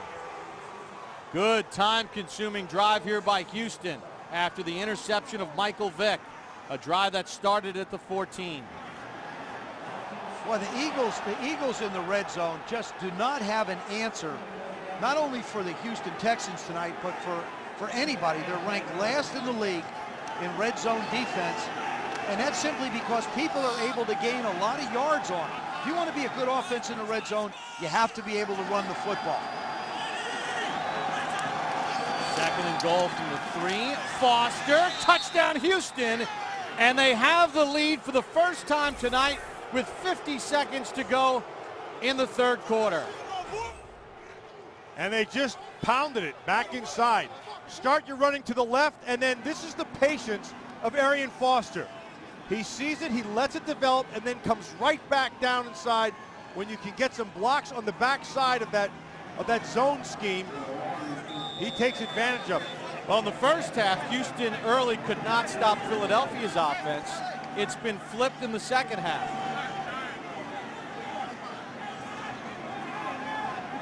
With 2 touchdown drives. Rackers for the extra point. And that puts Houston up by 4. Jason Allen got the pick. And then a 66-yard drive capped off by Arian Foster. Houston in front. 13 plays, 86 yards. Arian Foster with the touchdown run. He has 2 tonight. 15 for the season, which sets a Houston Texans club record. 6:23, and what a comeback, down 20-10 at the half. Jason Allen gets the big interception of Michael Vick, and then they drive it downfield. And boy, Houston looked like they were about to get blown out of this game, down 17-3. But Gary Kubiak, the head coach of Houston, told us yesterday, you know what? These guys are fighters. They don't get down. Eric Winston said before the game, you know, we got a good group of guys. Everyone likes each other here, and we hang in there when things are going rough, and they've shown that so far tonight. Rackers, a short kick taken by one of the upmen to the 40-yard line. Clay Harbor, good field position for Andy Reid and the Eagles. They'll start at their own 40. Arian Foster's given Houston the lead.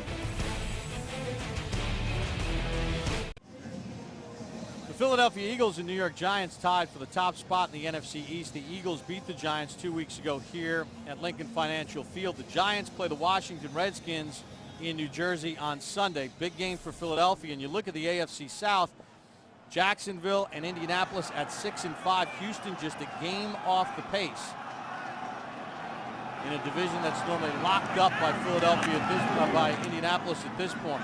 LaShawn McCoy on the carry. Picks up 5 on first down. Antonio Smith on the tackle. So what does Philadelphia now, guys, have to do to kind of get some rhythm back? They have to do what the Houston Texans did. They have to commit more to the run.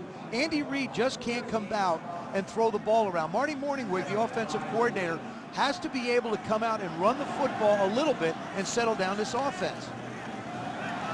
Vick, little boot, sell it, the first down into Houston territory at the 46-yard line, gain of 9, and that'll be the final play of quarter number 3. Well, the Philadelphia Eagles led it by 10 at the half, but Houston, with 2 third-quarter touchdowns, has the lead heading to the critical 4th.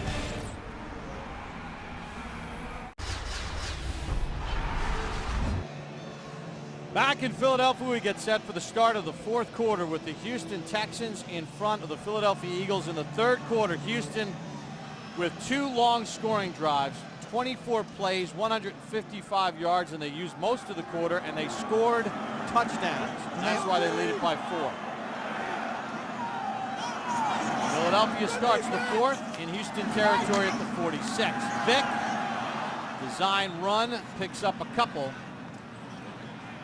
with Glover Quinn closing in. Along with that graphic, Bob, in the first half, Houston had the ball a little over 10 minutes. So in 1 quarter, their possession was 2 minutes longer than they had it earlier. And the Eagles need to do this, whether it's Michael Vick running or LaShawn McCoy running. You can't just start throwing it around. I mean, you have to be able to be a little more balanced if you're the Eagles.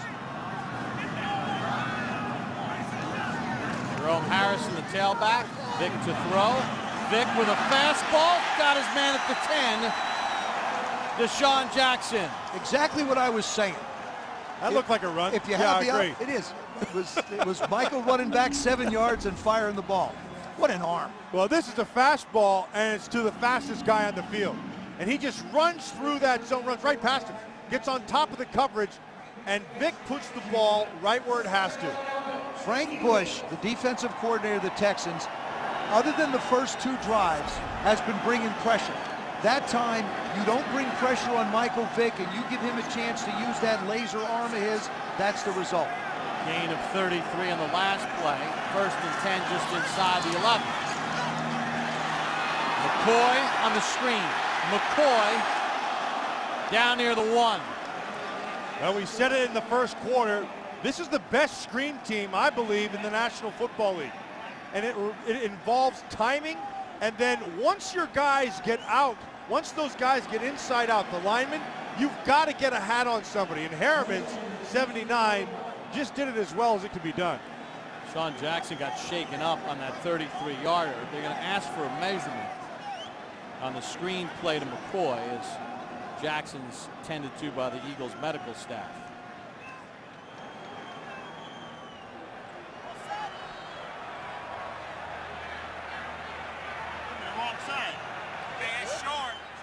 The camera's right there with you. What a great look.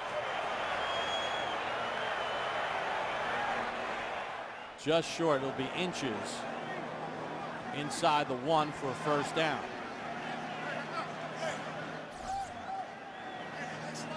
Oh, we talked about Philadelphia being able to gash you in big chunks. 33-yard pass to Deshaun Jackson. Gets the ball to the 11. 79 is eligible. They move Todd Hermans to a tackle eligible. And they bring in an extra offensive lineman, so now they have 6 lined up. Brought in Nick Cole, number 59. Put him at the left guard spot to make Hermans the tackle eligible. 2nd and inches, just inside the 1. Vick's going to keep it. Moves the pile, and it's a touchdown. And Philadelphia's back on top just like that.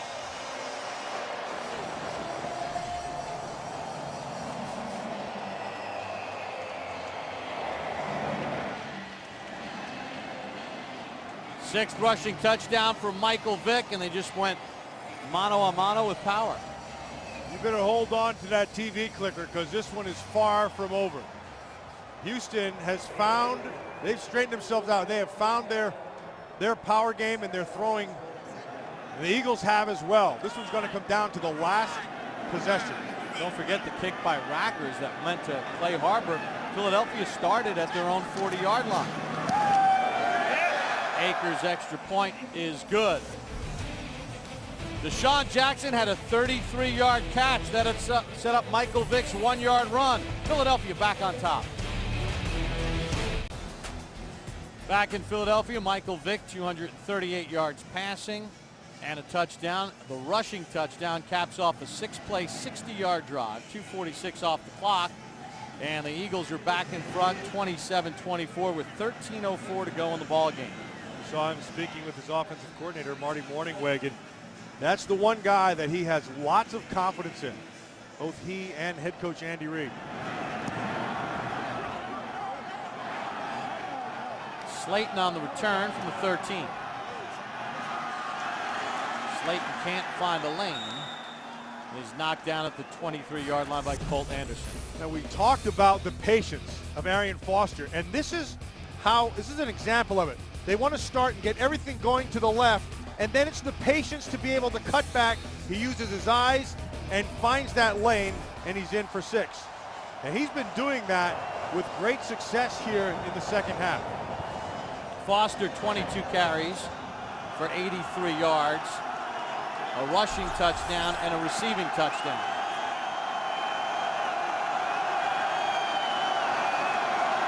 From the 22. Schaub, Walter, short gain of about 3 on the play.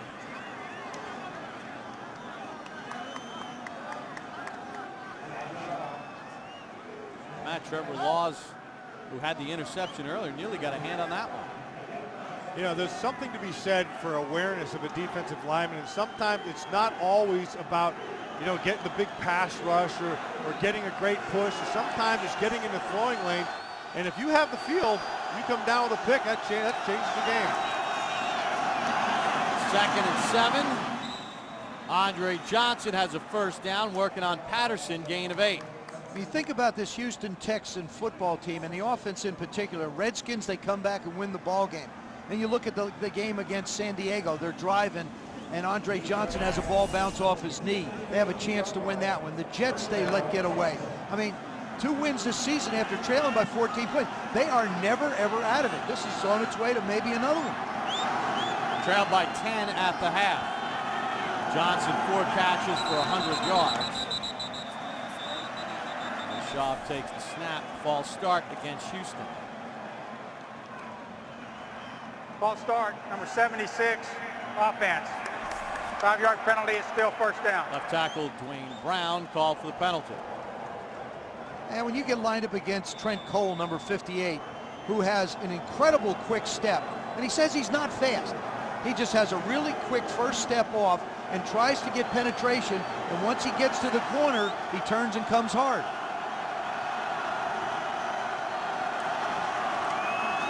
First and 15. Schaub being chased, and he throws it away. Darryl Tapp got pressure on Schaub. And good awareness by Schaub. He knows he's outside the pocket. All he has to do is throw the ball at or beyond the line of scrimmage, and you avoid the sack and you avoid the penalty. Interception too, like we saw Mark Sanchez possibly do in the Jet game. Well, Schaub got things going in the second half. Remember, he had that late pick in the first half that set up a field goal for Philadelphia. Here's that same spread, 5 receivers.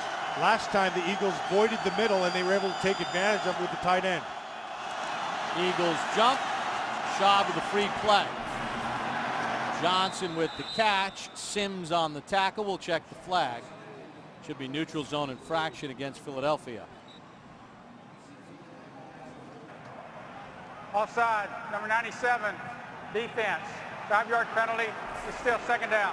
Roderick Bunkley with the penalty. With NFL Game Rewind, relive every game of the 2010 season through Week 12 online and in HD. Sign up today for midseason special offers at NFL.com/Game Rewind or search Game Rewind on NFL.com. Every one of the Eagles' offside penalties or neutral zone infractions tonight have resulted in a first down in the drive for the Texans. 2nd and 10. Schaub Flag. wants a flag. No flag called. The Houston bench livid as the pass went to Dreesen for 3. And they should be. There was absolute contact before he ever got near the football. I mean, there's no question there's contact. That's Ernie Sims. And why that's crucial is that penalty results in an automatic first down if it was called. Instead, it's 3rd and 7. Now, on the first time they went 3rd down, on that last 2 plays ago with the penalty, they went man-to-man. This last one, they went to a zone, and it looks like they're going to be sitting in a zone here again. Schaub with time. Schaub can run it, and he skips it to Walter, incomplete. He could have run for that thing, and I think he knew it, and he pulled the string on it, Joe, and bounced it in. This is where you get caught in the middle. He steps up, has a chance to go make a play, and decides at the last minute he wants to throw it, and nice job by Kevin Walter on the short hop. But it didn't matter. It doesn't count. Fly or bounce. It doesn't count. The dangerous Deshaun Jackson back deep, awaiting Matt Turk's punt. Only his 2nd punt of the game. High punt, fair catch called for at the 28-yard line. Well, Michael Vick and the Eagles offense comes back out on the field in front here in the fourth. Back in Philadelphia on the first Thursday of December. 10-10 to go in the ball game, and the Eagles lead Houston 27-24. And what has been a back and forth game in the second half. Philadelphia led it by 10 at the half. First and 10 to the 28. McCoy grabbed by Cushing at the 31, gain of 3. Well, Andy Reid in his 12th season as head coach, 115 regular season wins. You look at the career records in the month of December, and Andy Reid is right up there with some of the greats of all time. The Hall of Famers, Vince Lombardi, John Madden, Bill Walsh. Andy Reid's done a lot of winning. That's why he has 5 NFC East titles on his resume. 5 trips to the championship game, 1 trip to a Super Bowl. Another screen. McCoy's got room. Into Houston territory. To the 30 and finally cut down by Allen. It's a gain of 39. Matt, you've referenced it all night. The ability of the Philadelphia Eagles to be able to set up screens. That time, the Houston Texans accommodated them by bringing the blitz. And, you know, Houston Justice gets out front or protects his backside. And then Shady McCoy just cuts up the field, and look out, here I go. That's a nice move right there, isn't it? Now, I mentioned earlier about him being a great cutback runner. He does that behind the line of scrimmage and out in the open field. He's got good vision, and he can do it. King Dunlop is in at the right tackle. Justice limped off. Harrison to the outside, inside the 20, and knocked out of bounds at the 15-yard line. The former Cleveland Brown, acquired in a trade, picks up 14. That's the second time this evening that we've seen the running back take advantage of that short-sided end. The end comes down hard, and he just bounces it real quick, uses his vision, and gets the edge. But Bernard Pollard got himself trapped inside again. They're not doing a very good job of setting the defensive edge with the support from the secondary. Right, there's at one point you have to stay deep as the deepest, and that you have to maintain leverage on that backside. They weren't able to do it. And the Eagles threatening again. Harrison inside the 10 to the 9-yard line. And now we go back to what the offensive line of the Philadelphia Eagles was doing earlier in the game. They've kind of taken over again. And now they're getting after this inside. This is a trap on the inside. Max Jean-Gillis did a nice job. They're just getting a nice big fat body on him. And then he's up inside. Now that is one of the really good offensive line coaches in the National Football League. Juan Castillo does an excellent job with this group. Think of all the changes they've had over the years of personnel, but they keep winning as Vic takes the snap. They get a flag in the play on their 6th trip in the red zone. You know, we've been talking. False start, number 87, offense, 5-yard penalty, still second down. We've been talking about that offensive line of the Philadelphia Eagles. There's one guy, Jason Peters, who they acquired in a trade from Buffalo, number 71. He's a big man, but they have changed him technique-wise. And Juan Castillo is telling me back in training camp that the guy they like use was Jim Lachey, the old Washington Redskin. And he likes to keep him square. And since he's grasped the technique, he's gotten better and better each week. 2nd and 9 for Vick. Avoids a hit. Vick run out a couple of yards short of the first down. Vick wants a flag. There is a flag at the 20-yard line. Holding, number 65, offense, 10-yard penalty, second down. It's not the flag Michael Vick wanted. It's called on King Dunlap, who's in for Winston Justice, who hobbled off. I think you can see him up top there. Number 65 is the King. And it looked like it was after the fact. Kind of not so much a hold, more like a headlock. Yeah, well, how about the face mask? Whatever it is, Mario Williams has been non-existent for the Texans on defense. I mean, he's put pressure on and forced Michael Vick to run around, but not really had the impact you expect from him. 2nd and 19 from the 24. Vick, middle of the field, nearly intercepted, intended for Selleck. And Pollard shaken up. He's had a big ball game for Houston, as the medical staff will come out and attend to Bernard Pollard. Vick was trying to find Selleck. Pollard was looking for the pick. Pollard got the worst of it. With 6:36 remaining in Philadelphia, the Eagles by 3, facing a 3rd and 19. Houston trying to keep this to a one-possession ball game. Bernard Pollard walked off under his own power after the collision with Selleck.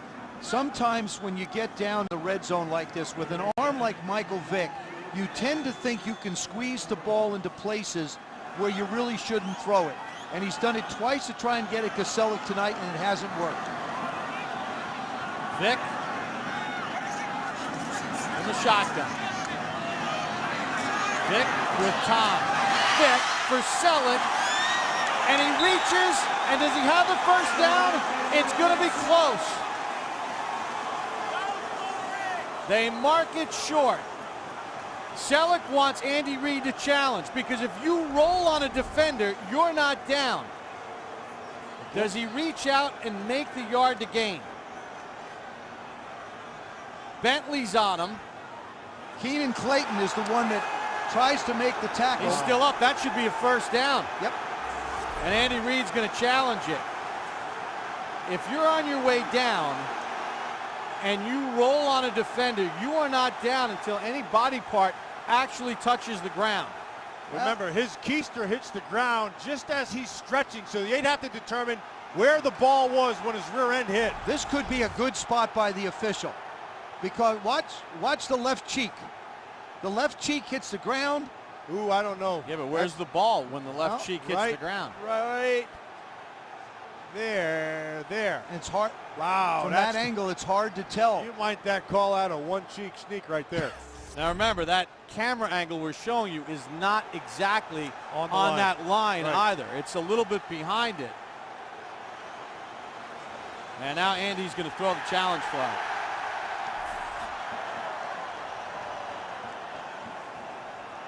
Bentley could not get Selleck on the ground, about 3 yards short.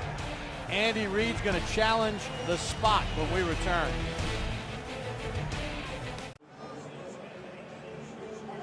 Did Brent Selleck extend the ball over the yard to gain as he rolls over Kevin Bentley? The play is currently under review. It was ruled short of the mark. He had to get right to that 5-yard line.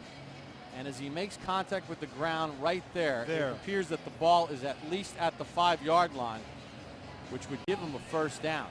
You know, you don't know. You don't know, but I will say this. This is awesome awareness by Brent Selleck. Now, see, it looks to me right there like he has it. Remember, it's ruled short, though, and that's the important thing you have to understand when they go to replay is what is the call on the field, and there has to be indisputable evidence to overturn it. And well, from this angle right here, as he's down, it's touching. See, but I'm not sure. I mean, there isn't an angle where we're right down the line. Walt, tell us. After he's doing the play, the runner was on a player, and when he was down by contact, the football was at the 5-yard line, which is enough for a first down. Philadelphia will not be charged with a timeout. Brent Selleck was the first person to know that he had it. Remember, he came up after the catch, and he gave the throw the flag sign. Great awareness. Andy Reid now 2 for 5 on challenges this year. And what a drive put together here by Philadelphia. This drive started at their own 28-yard line, the 39-yard screen to LaShawn McCoy, the big play. And what a third down conversion that was. Third down and 19. That's a monster right there.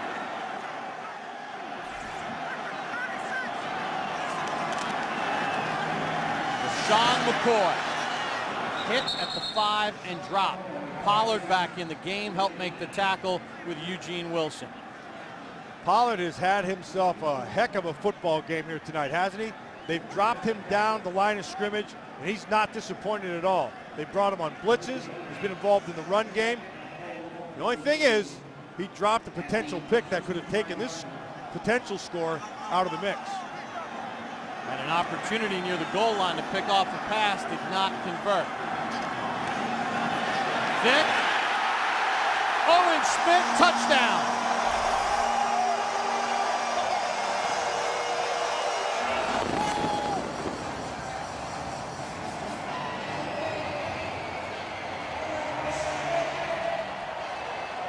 And with 4:18 to go, it's a 2-possession game.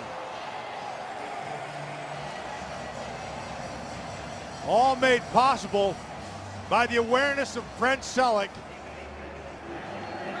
And great effort to be able to get that first down on 3rd and 19.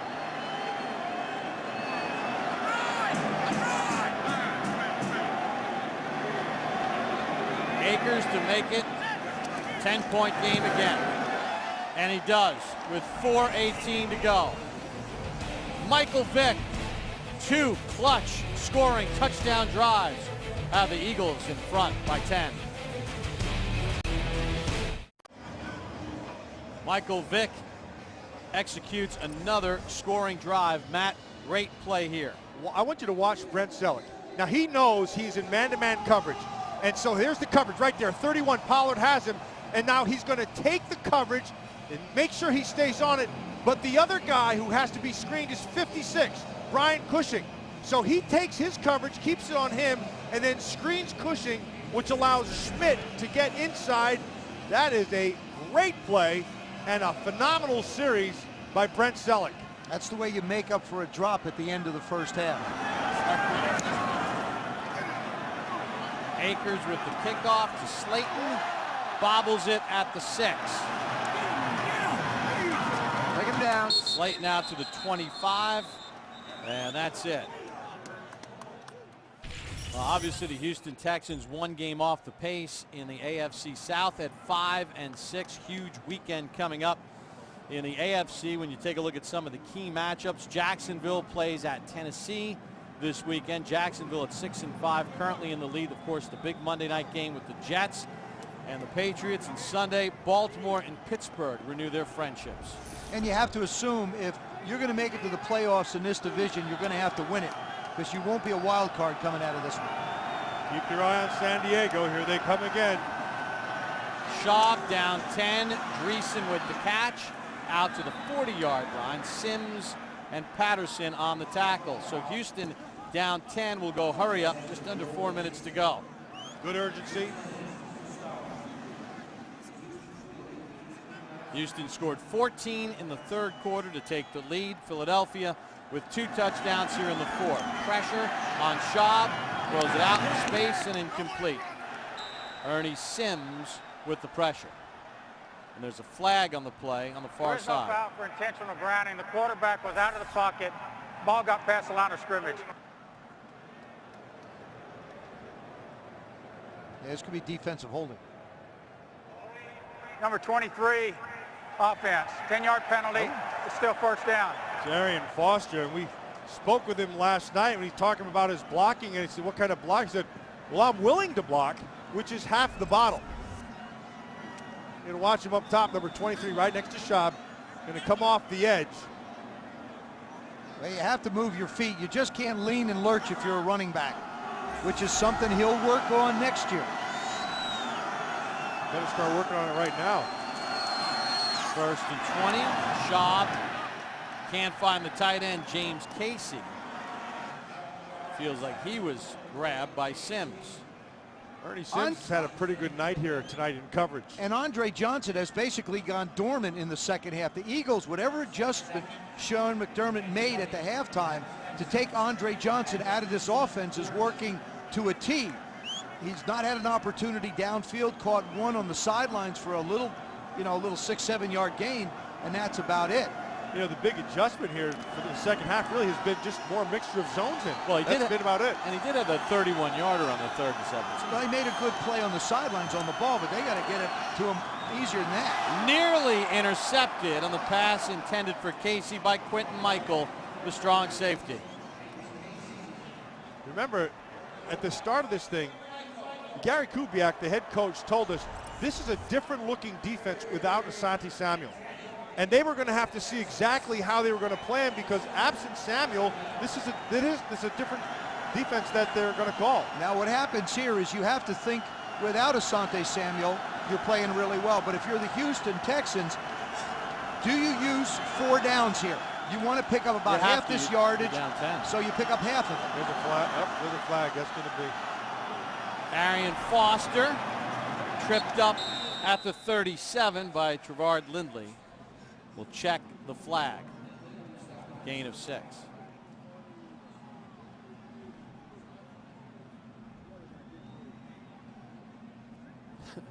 Andy doesn't like the fact it's on his team. Offsides, number 58, defense. 5-yard penalty from the previous spot. It's still 3rd down. I mean, just with the naked eye, at first glance, it looked like the offensive tackle moved first. Eric Winston. No, I guess not. Good call by the officials.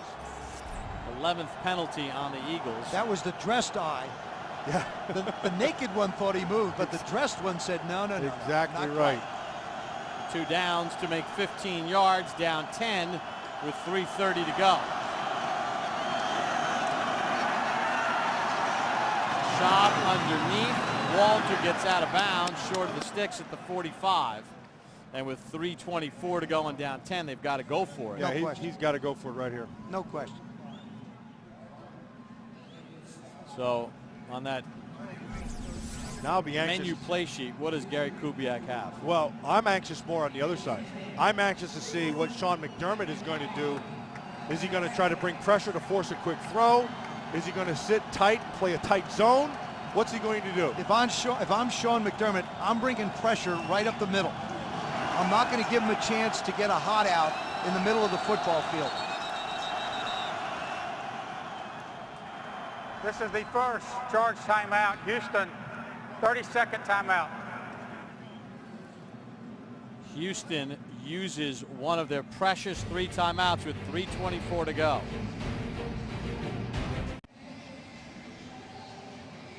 Back in Philadelphia, 3:24 to go. Philadelphia by 10. As Houston calls a timeout, Matt, down by 10, that's using one of a precious 3. Yeah, but you have your 2-minute timeout. And he has to get, this is it. He's got to get this first down. Previously, before they went to the timeout, they came out and they stacked their receivers, which is really good, because what that does is it forces you defensively to have to back off. Oh, now they're not doing it. Now they spread the field, and they took the second back and put him in the slot. 4th and 5. Schaub takes a low snap, late pressure. Schaub, Walter can't catch it. Incomplete. And Houston turns it over on downs. Joe, they did exactly what you thought they brought pressure. And it's Quentin Michael off the left side. And he tried to throw the back shoulder throw, and Walter couldn't quite get to it. Well, you're asking him to do something that's not very easy. I mean, the ball is behind him. He's not going to get a chance. He doesn't get a chance to really get around to make a play on it. But still, you want to try and pick up the first down in that situation. Now, Matt can be as upset as he wants, but the likelihood of getting that call is not very great. The percentage that time went in Sean McDermott's favor by putting pressure on, get the ball out of his hands, and make him make a great throw. And Schaub still livid about a non-call as the handoff goes to McCoy, and he's tackled by Amobi Okoye. Why was Schaub so upset? That's a blow to the helmet. See, this is what I don't understand. Is Hansen. Everybody, the league is so focused on protecting people, but yet I see quarterbacks get slammed into the ground. You see quarterbacks get hit in the head, and you don't get any penalties. It's the inconsistency that I don't quite understand when it comes to the officiating part. You're the referee. You look at the quarterback. That's your job. That's your job. You should be able to see him get planted into the ground. You should be able to see him get hit in the head. And this is about as obvious as it gets. Yeah, I'm not so sure about that. Joselio Hansen, you know what, Joe? I think you're looking at it through a quarterback's lens. I think I'm looking at it from the other angle when he got hit in the head. You mean the naked? You mean the naked eye? You keep bringing those things up, and I'm going to have a hit at quarterback in a second. McCoy to the 47-yard line of Houston. Houston calls a timeout with 3:09 to go. The battle of the AFC South heats up next week. Thursday Night Football, Peyton Manning, Colts Chris Johnson, Titans. Your weekend starts here. Thursday Night Football next Thursday, 8 Eastern, live on NFL Network. Colts on Sunday will host the Dallas Cowboys. Tennessee at home against Jacksonville.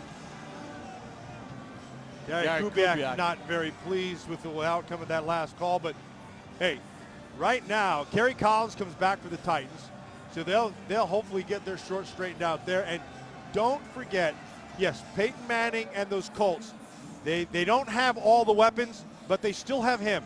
And as long as you have Peyton Manning, you got a chance. Absolutely. And you come off the performance that he had last week, you know that he's put, if it's ever possible, extra time in because he put so much in preparation. And they realize they're in a dogfight. They're not running away with this division like they have for the last, it seems like, 10 years. If we're betting men, I move my chips onto Peyton's side. Vick's going to throw it. Flag on the play and the pass incomplete. With Houston out of timeouts. That stops the clock. Why did they throw it?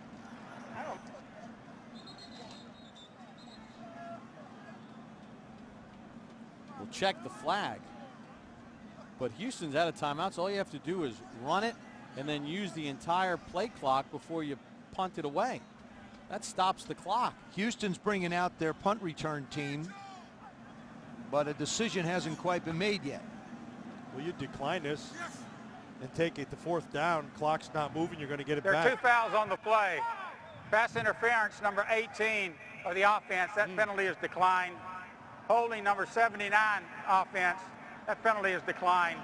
It's fourth down. Yeah, so you decline them both. The clock is stopped. You're going to get the ball back at the 3-minute mark, and you have a chance at a return. But why do you throw it? I don't know. I mean, I just, that one baffles me. It makes no sense to throw the football in that situation. None. Sav rocket a punt.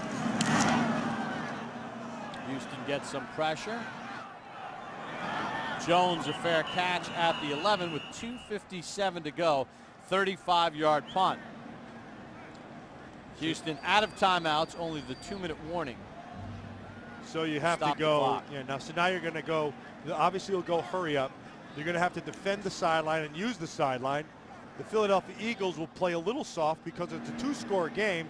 The clock is what they have to eat up if you're Philadelphia. If you're Houston, you're not afraid to throw it into the middle of the football field if you can get big chunks, because you're going to have to kick a field goal down the road anyway. Especially early, like right now. Schaub, Andre Johnson to midfield. Patterson on the tackle. It's a gain of 40. Johnson with 140 yards receiving on 5 receptions.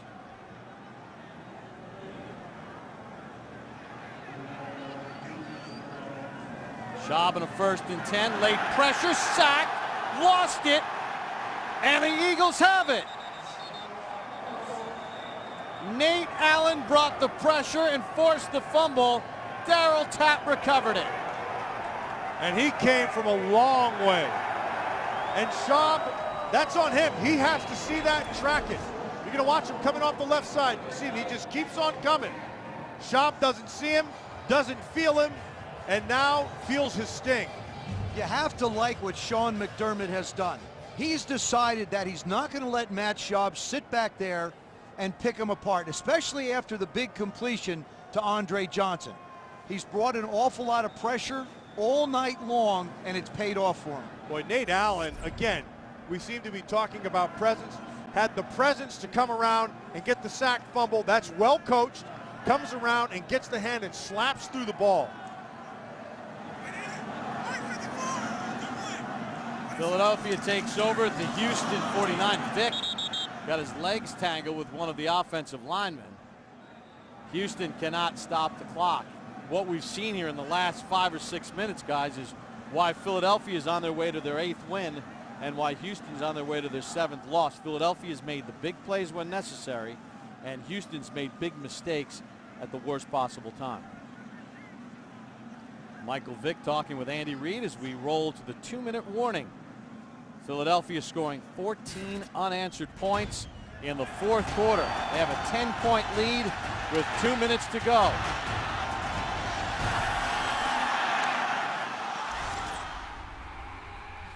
The Philadelphia Museum of Art, as we welcome you back to Philadelphia, where the Eagles in front by 10, 14 unanswered points.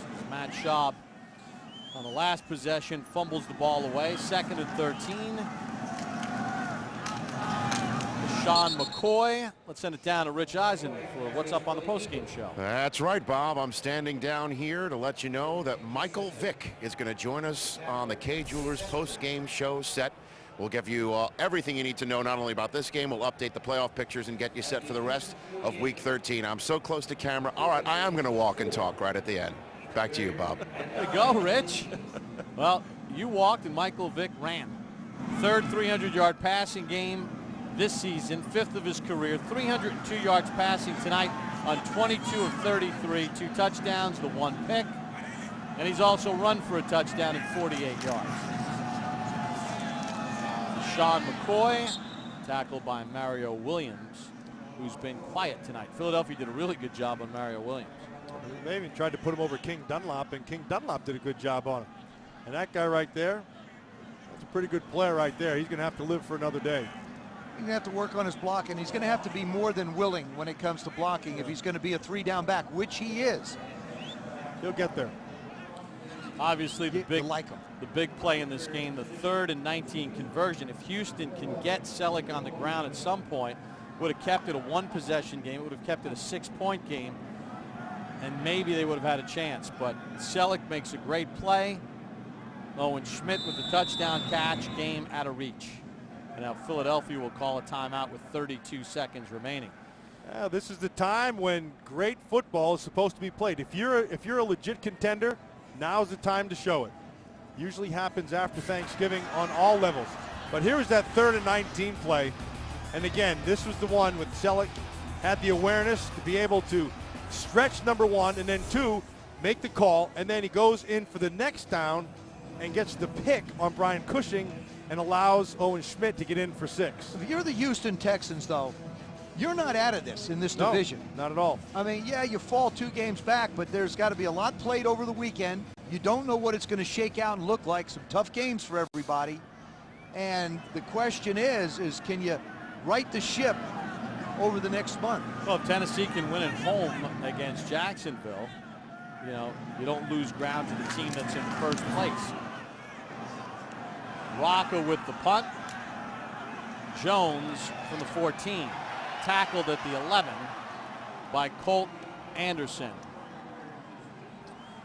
You take a look at that AFC situation and the standings right now in the division. Jacksonville squaring off against Tennessee this weekend in Tennessee. Indianapolis at home Sunday night against the Dallas Cowboys. So Houston at 5-7 with some division games left. You know, still 2 division games. Not out of it yet. Philadelphia, on the other hand, gets win number 8. Puts pressure on the Giants on Sunday to have to beat Washington as keep pace. And Philadelphia has a trip to Dallas in 10 days against the Cowboys. Andre Johnson near the first down marker. Trevard Lindley on the tackle. So after a loss last week in Chicago, Michael Vick and the Eagles bounce right back. Schaub, Kobe Jones.